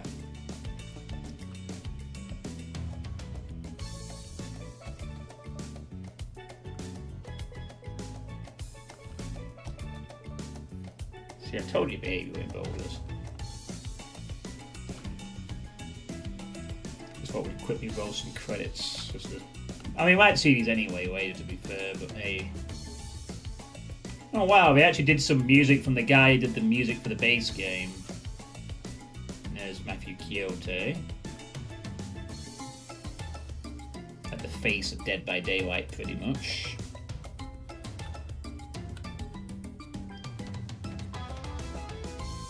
Oh yeah, they do. They use a couple of bass music, but I'm guessing maybe they also did some music for this. I mean, at times there's sort of an adaptation of the DVD theme and the storytelling, I think, moments. As you'd probably expect. Alright, we'll skip it because I'm going for a bit. But yeah. Anyway, I will continue this in a future stream. But I will be going back to corruption cards for the next stream, resuming from E to M5, of course. So I'm not actually sure when the next stream's going to be this week. Again, depending on what days and, well, more accurately, what nights I want to go play in casino poker games. So there might be a stream tomorrow night, and if there is, the next stream, whenever it is, whether it's Tuesday or Friday or Saturday or Sunday, will be the corruption cards resumption from E2M5, and then the one after that will be more of this. So yeah, thanks for watching, everyone. I know it's been a bit dry on action, but I hope it's been interesting enough for the time being. And I will see you all at some point later this week for some Doom. Have a good night, everybody, and take care.